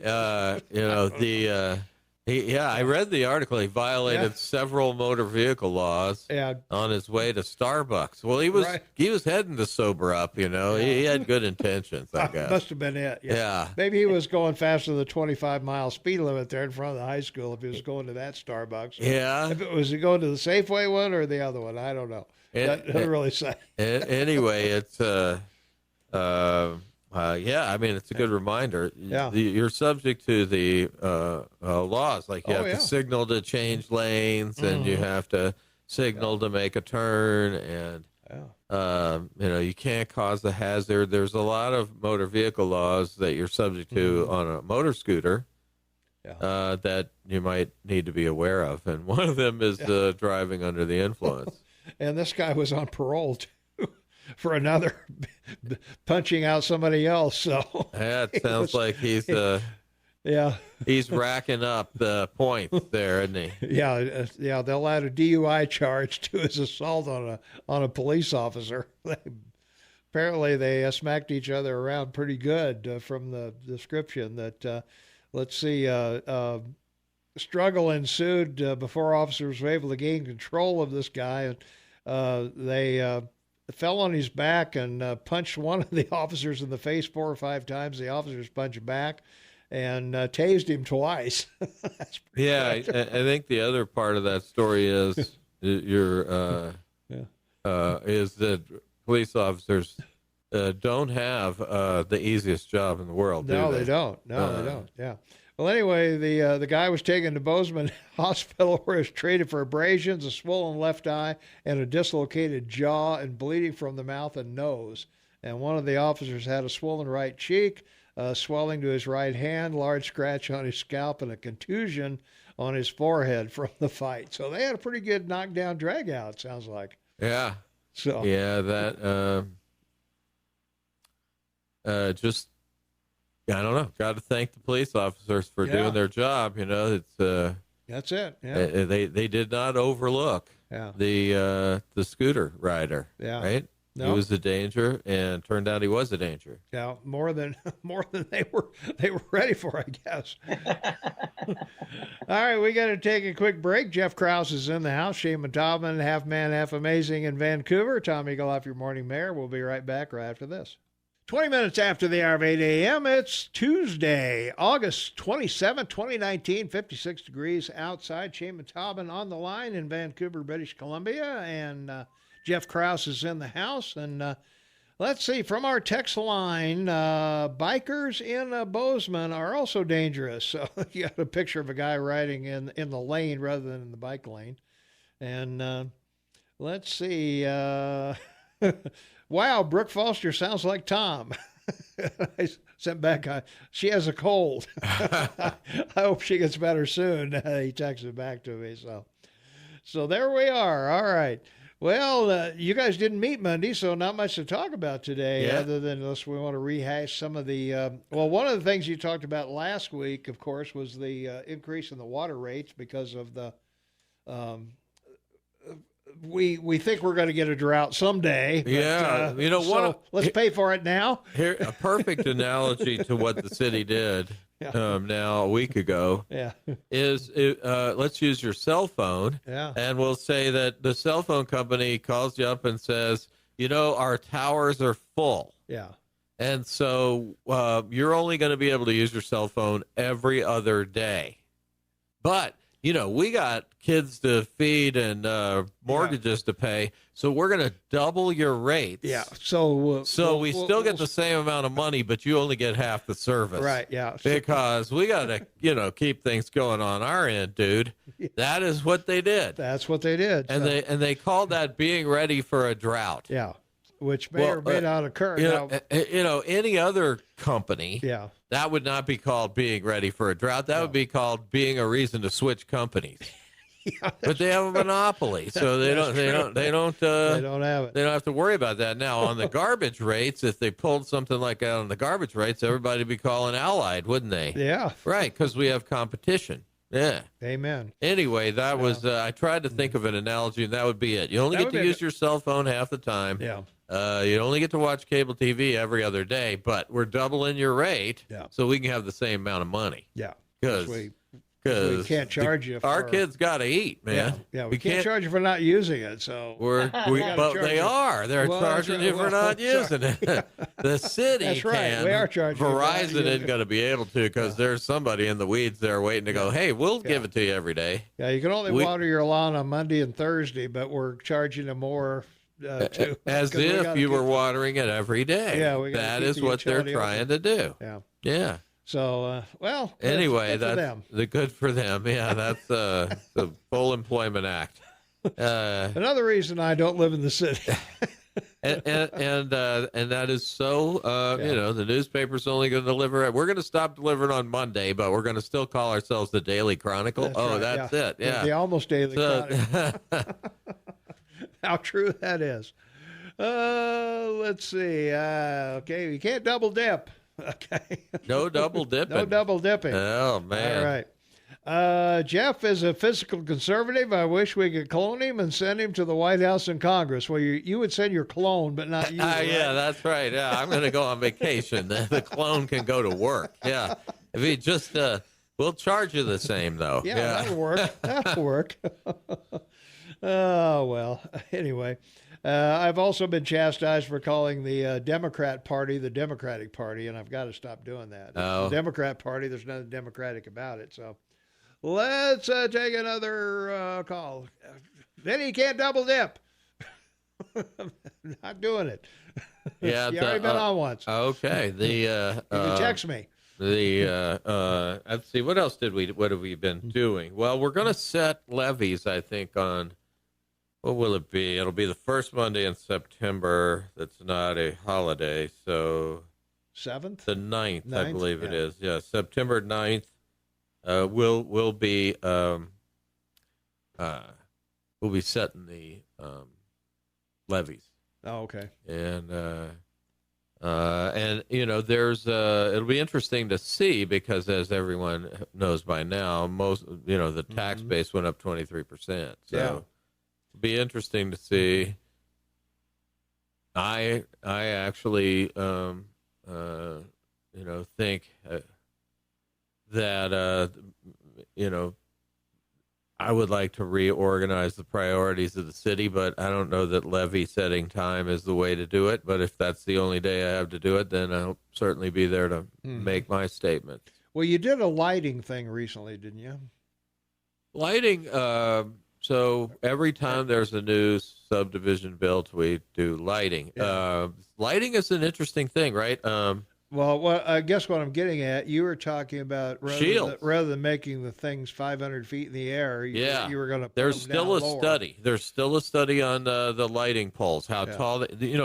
Theoretically, it doesn't seem like they need to be any taller than the stoplights. The stoplights, right? That's so they shouldn't Trailer be. trucks go under them and all that stuff, so nobody's going to knock it down. It's tied to everything, right? It's tied to us making sure we want people. I say we. The commission has mandated that people live along our arterial streets. Yeah. Well, we need to treat the arterial streets more like a residential street if we're going to require people to live along them. Mm-hmm. And that means not shining bright lights into their bedrooms at night. And we can do that by adopting our own standards. Look, the city is, everyone here is shocked that the west side of town looks like Anywhere USA. Well, why does it do that? It's because engineering adopt Anywhere USA standard. We adopted the national standard. How is it that we're shocked that we look like the standard national edition? Yeah. Well, we do because of that. What we need to be working on is what does it look like in the old part of town? Where you put low lights all along Wilson, right? Yeah, I mean stuff like that. Well, the one sidewalks and intersections and everything. The one I think about is you walk down. Walk down Peach, or drive west on Peach and see how many street lights there are along Peach. I think there's 3 or 4 between Rouse and the 7th, 3 or 4. There's not one every block. Right. And then you cross the street and suddenly there are these giant ones that just dominate the night. And what is up with that? Yeah. I don't know. You guys put them in. So I know. We don't know. Let's go to the phones. 522-TALK is the number. Caller, you're on the air with Jeff Krauss. What's up? Hey. Hi. as far as selling the lighting, there is a project called the International Dark Sky Project. It is a really great deal, and that might be an easier thing to sell to the city commission, because both international and they do a really good presentation on keeping your city dark so people can appreciate the night sky from within the city. And what's it called again? I'm going to write it down, please. International Dark Sky Project. Dark Sky, yeah. Yep. And it's a phenomenal group, and what they encourage people. There's any number of things you can do, like drop in the height of the street lights, like you've been talking about. But there's also things like encouraging people to hood their security lights so there's no upwardly shining light. You try to reduce the amount of horizontal light so it's downward focused on the area of concern, and it even has to do with like the light quality in terms of like the Kelvin, like those new LEDs on Babcock are just absolutely outrageous. My parents live over in that neighborhood, and those bright lights are just, they're shocking at night. They are shocking at night. That is right. And we should go to 2700 or below, which is much redder or, less blue. Gotta go. Hey, gotta go. Yep. Thanks for the call. All right, appreciate it. Thanks for listening. All right, Jeff Krauss in the house. Shaman Taubman, half man, half amazing in Vancouver. Tom Eagle, your morning mayor in the house. We'll be back with more of the morning soapbox with Tom and Shane and Jeff right after this. I'll be here. You'll be here. 24 minutes for the top of the hour. Jeff Krauss, city commissioner, three-time mayor Bozeman in the house. Shaman Taubman on the line from Vancouver, and Tom Eagle, your morning mayor, unelected, but still filling the position anyway. Yeah. That's a good analogy. Yeah, still filling the position. Yeah. Well, we were talking off air. The high school went down a third because of interest rates, and we were wondering about the safety center, which is also bonds that were being done. So it doesn't mean we sell any fewer bonds. Yeah, no. It just means your rate's lower. Our monthly payment goes down. Mm-hmm. Yeah. Yeah. And of course, yes, interest rates have fallen, and the not only that, but the city's been working to get a AA1 rating, and I think it got it. So we got we were uprated on our debt rating. Like what's your score? 750 and above, right? Mm-hmm. Well, yeah. So you get a better rate. We have a better rate. We'll get a better rate when we sell the bonds. Yeah. And they'll still be attractive to investors. Primarily, I think you get generally institutional investors who want the tax savings. But they'll go out for sale, and we should see some savings both from the reduced interest rate and from the increase in our ratings. Yeah, and that's been a steady effort over time. We've gone from AA3 to AA2 to now to AA1. So we're, part of it is being not issuing a lot of debt. That's part of it. Not issuing a lot of general obligation debt. That's part of and then it's sort of overall, how much do your taxpayers pay? And of course we might feel that we're paying plenty on plenty of debts now. But I guess it may be a comment on the rest of the country, but I guess we compare fairly favorably with that regard. As far as our taxable value and the outlook for business around here and the economy locally anyway, we've seen an increase in our bond rating. So good. I think that's a source of optimism for everyone. Maybe you should sell bonds to pay for the parks. Not charge us the $200. We already did that. That's how come we now have we bought a bunch of new ground, right? Oh, all you got to do is go out there to the corner of what is it, Davis and Flanders Mill, and check out the $1 million soccer fields. Yeah, we were by there the other day. And they're really nice, man. Really nice. Yeah, but somebody's got to take care of them, and it turns out that's $200 a year. Jeez. Forgot to mention that. You know.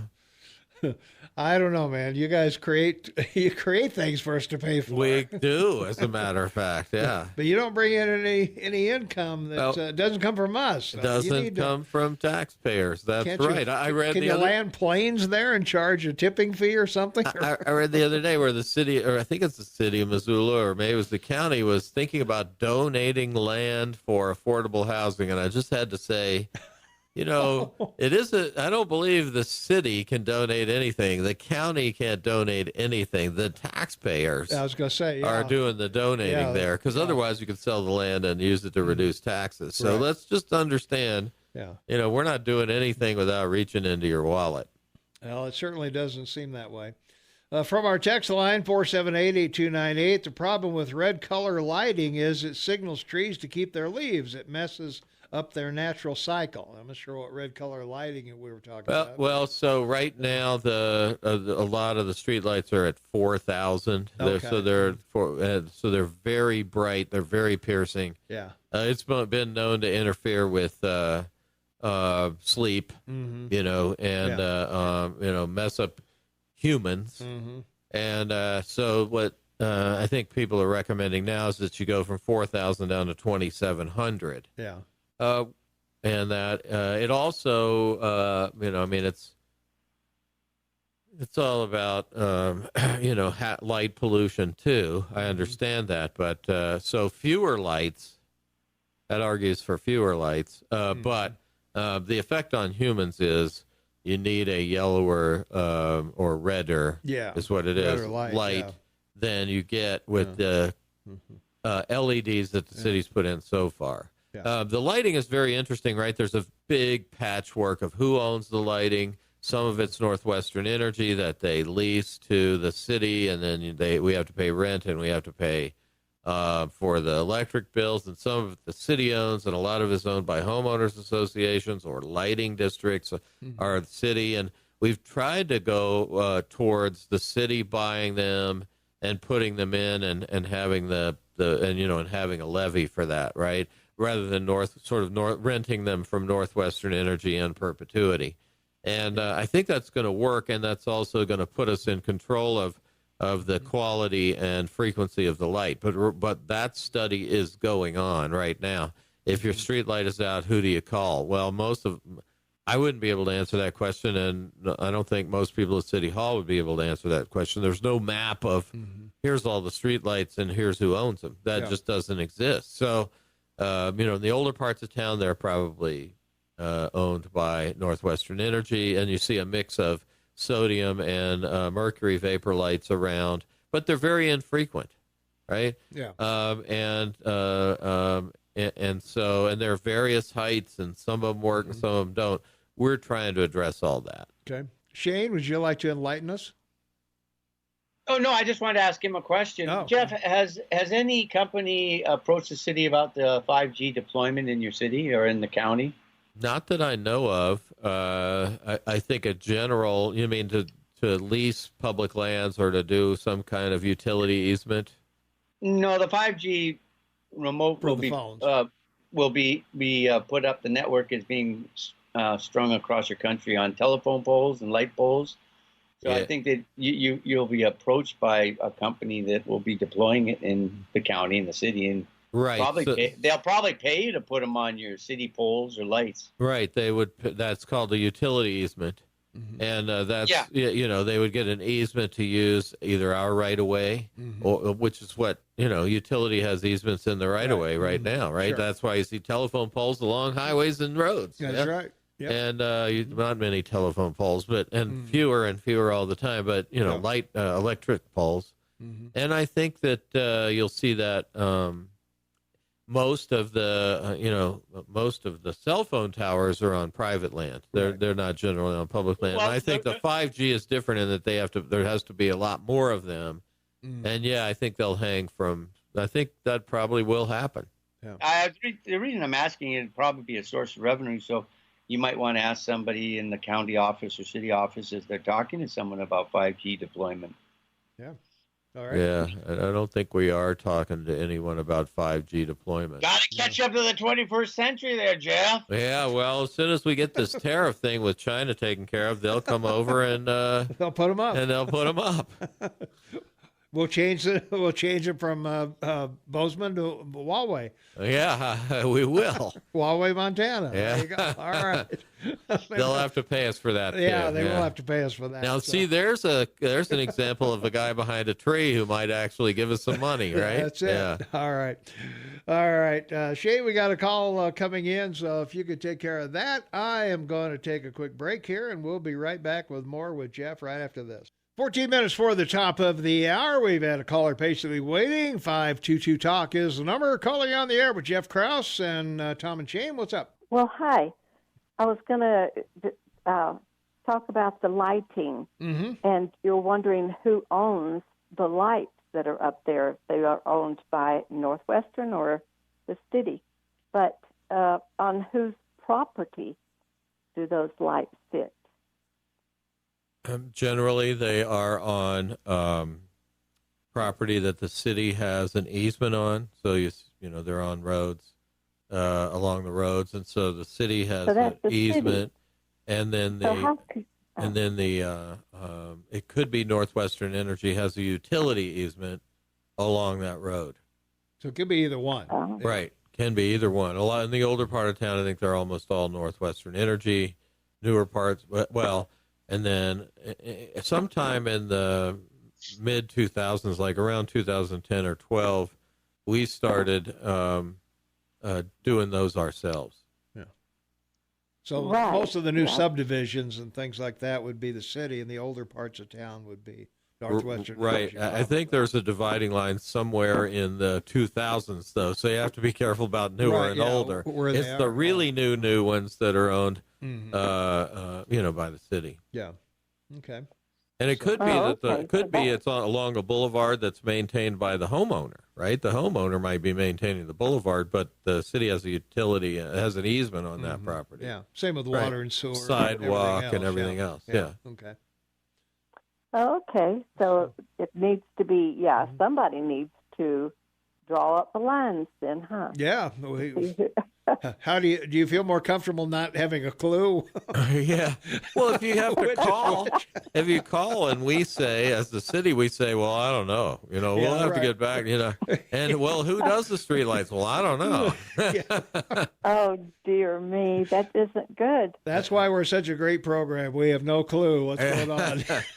So, nor do our guests. And I'm talking about, the city not knowing, right? You would call the city and say, the light's out. Well, we'll get back to you on that, right? Yeah, because we don't know. We'll have to find out what part of town you're in. Yeah, and so I think it's important. And we're not the only town. I believe Helen is going through this too. Yeah. And then mixed up in all this is the standards, right? What color are they going to be? How tall they're going to be? How many of them? A mile you're going to have? Yeah. Don't we want dark skies? Look, we adopted dark skies ordinance, and here's what happened. We kind of exempted ourselves. So our street lights are kind of exempt. We say, are they fully dark skies compliant? But they're not really. Yeah, that's true.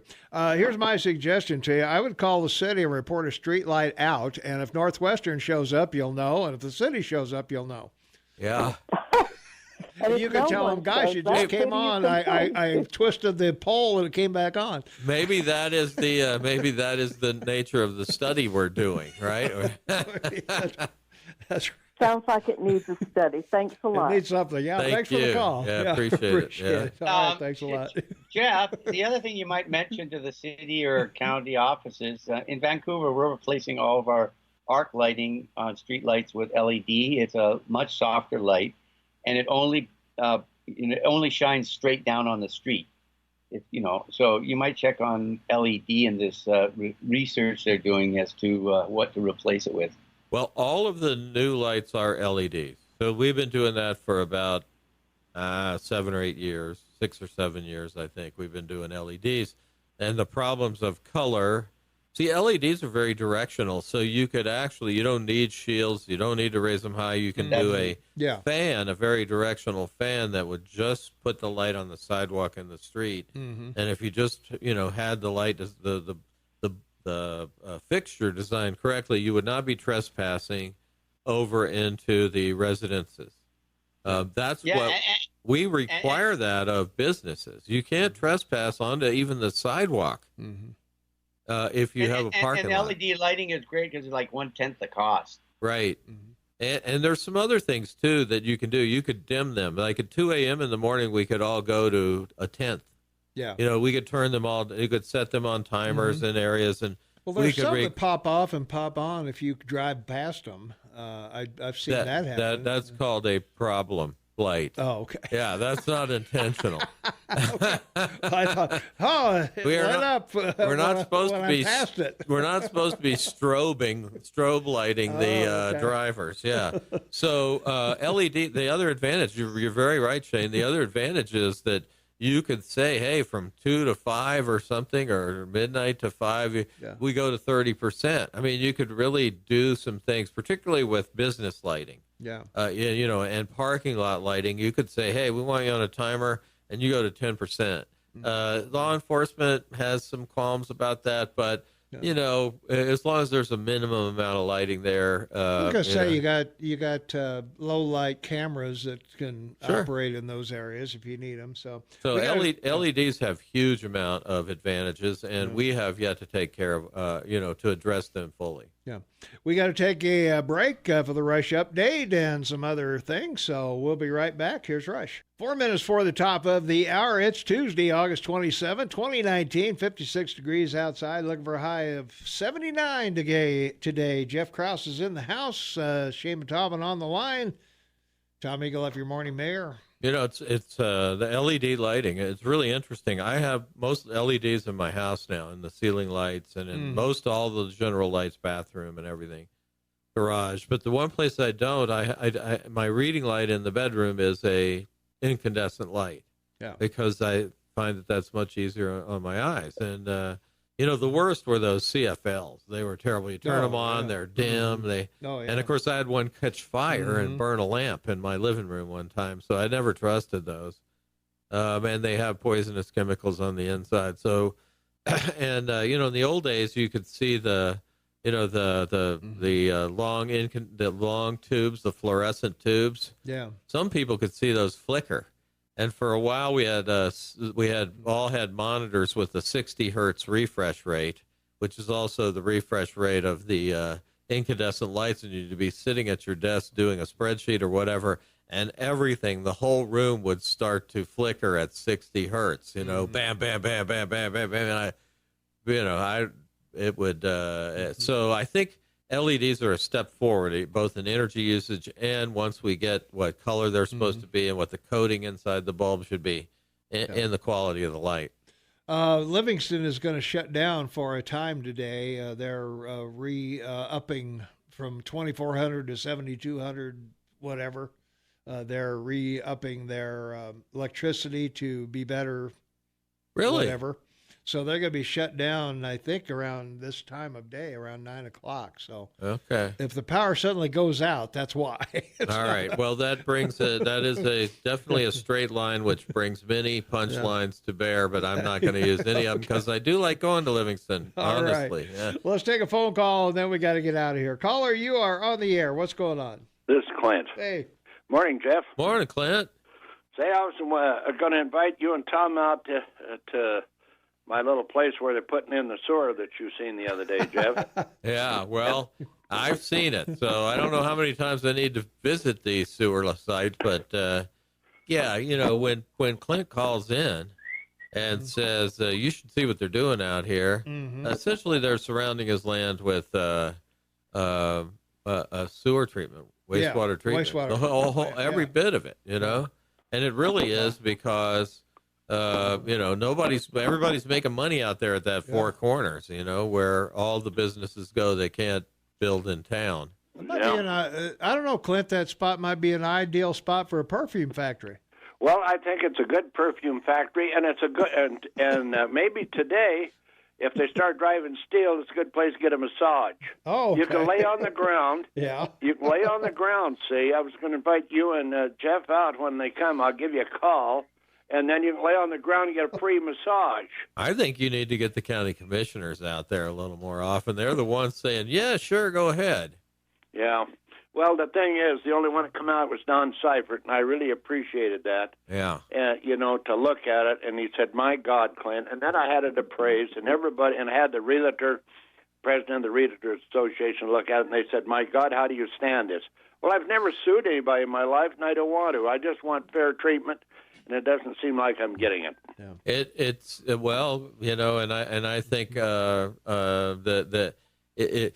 that to tell you that you're not being injured is ridiculous. Yeah. You are being injured. Gotta go. Hey, yep, thanks. I am being injured. I know that. Well, thanks a lot. Right, man. Thanks a lot. Well, anyway, you got an invitation for a free massage. Okay. Okay, bye. Thanks, Sounds Clint. good to me. Say goodbye, Shane. Bye, Mayor. Bye, Jeff. Everyone be happy, be safe. God bless. All right. We'll see you tomorrow, Shane. All right. We're out of here. Jeff, thanks for being here. And as always, appreciate it. All right. Thank you. My pleasure. All right. We'll be back tomorrow morning at 6 a.m.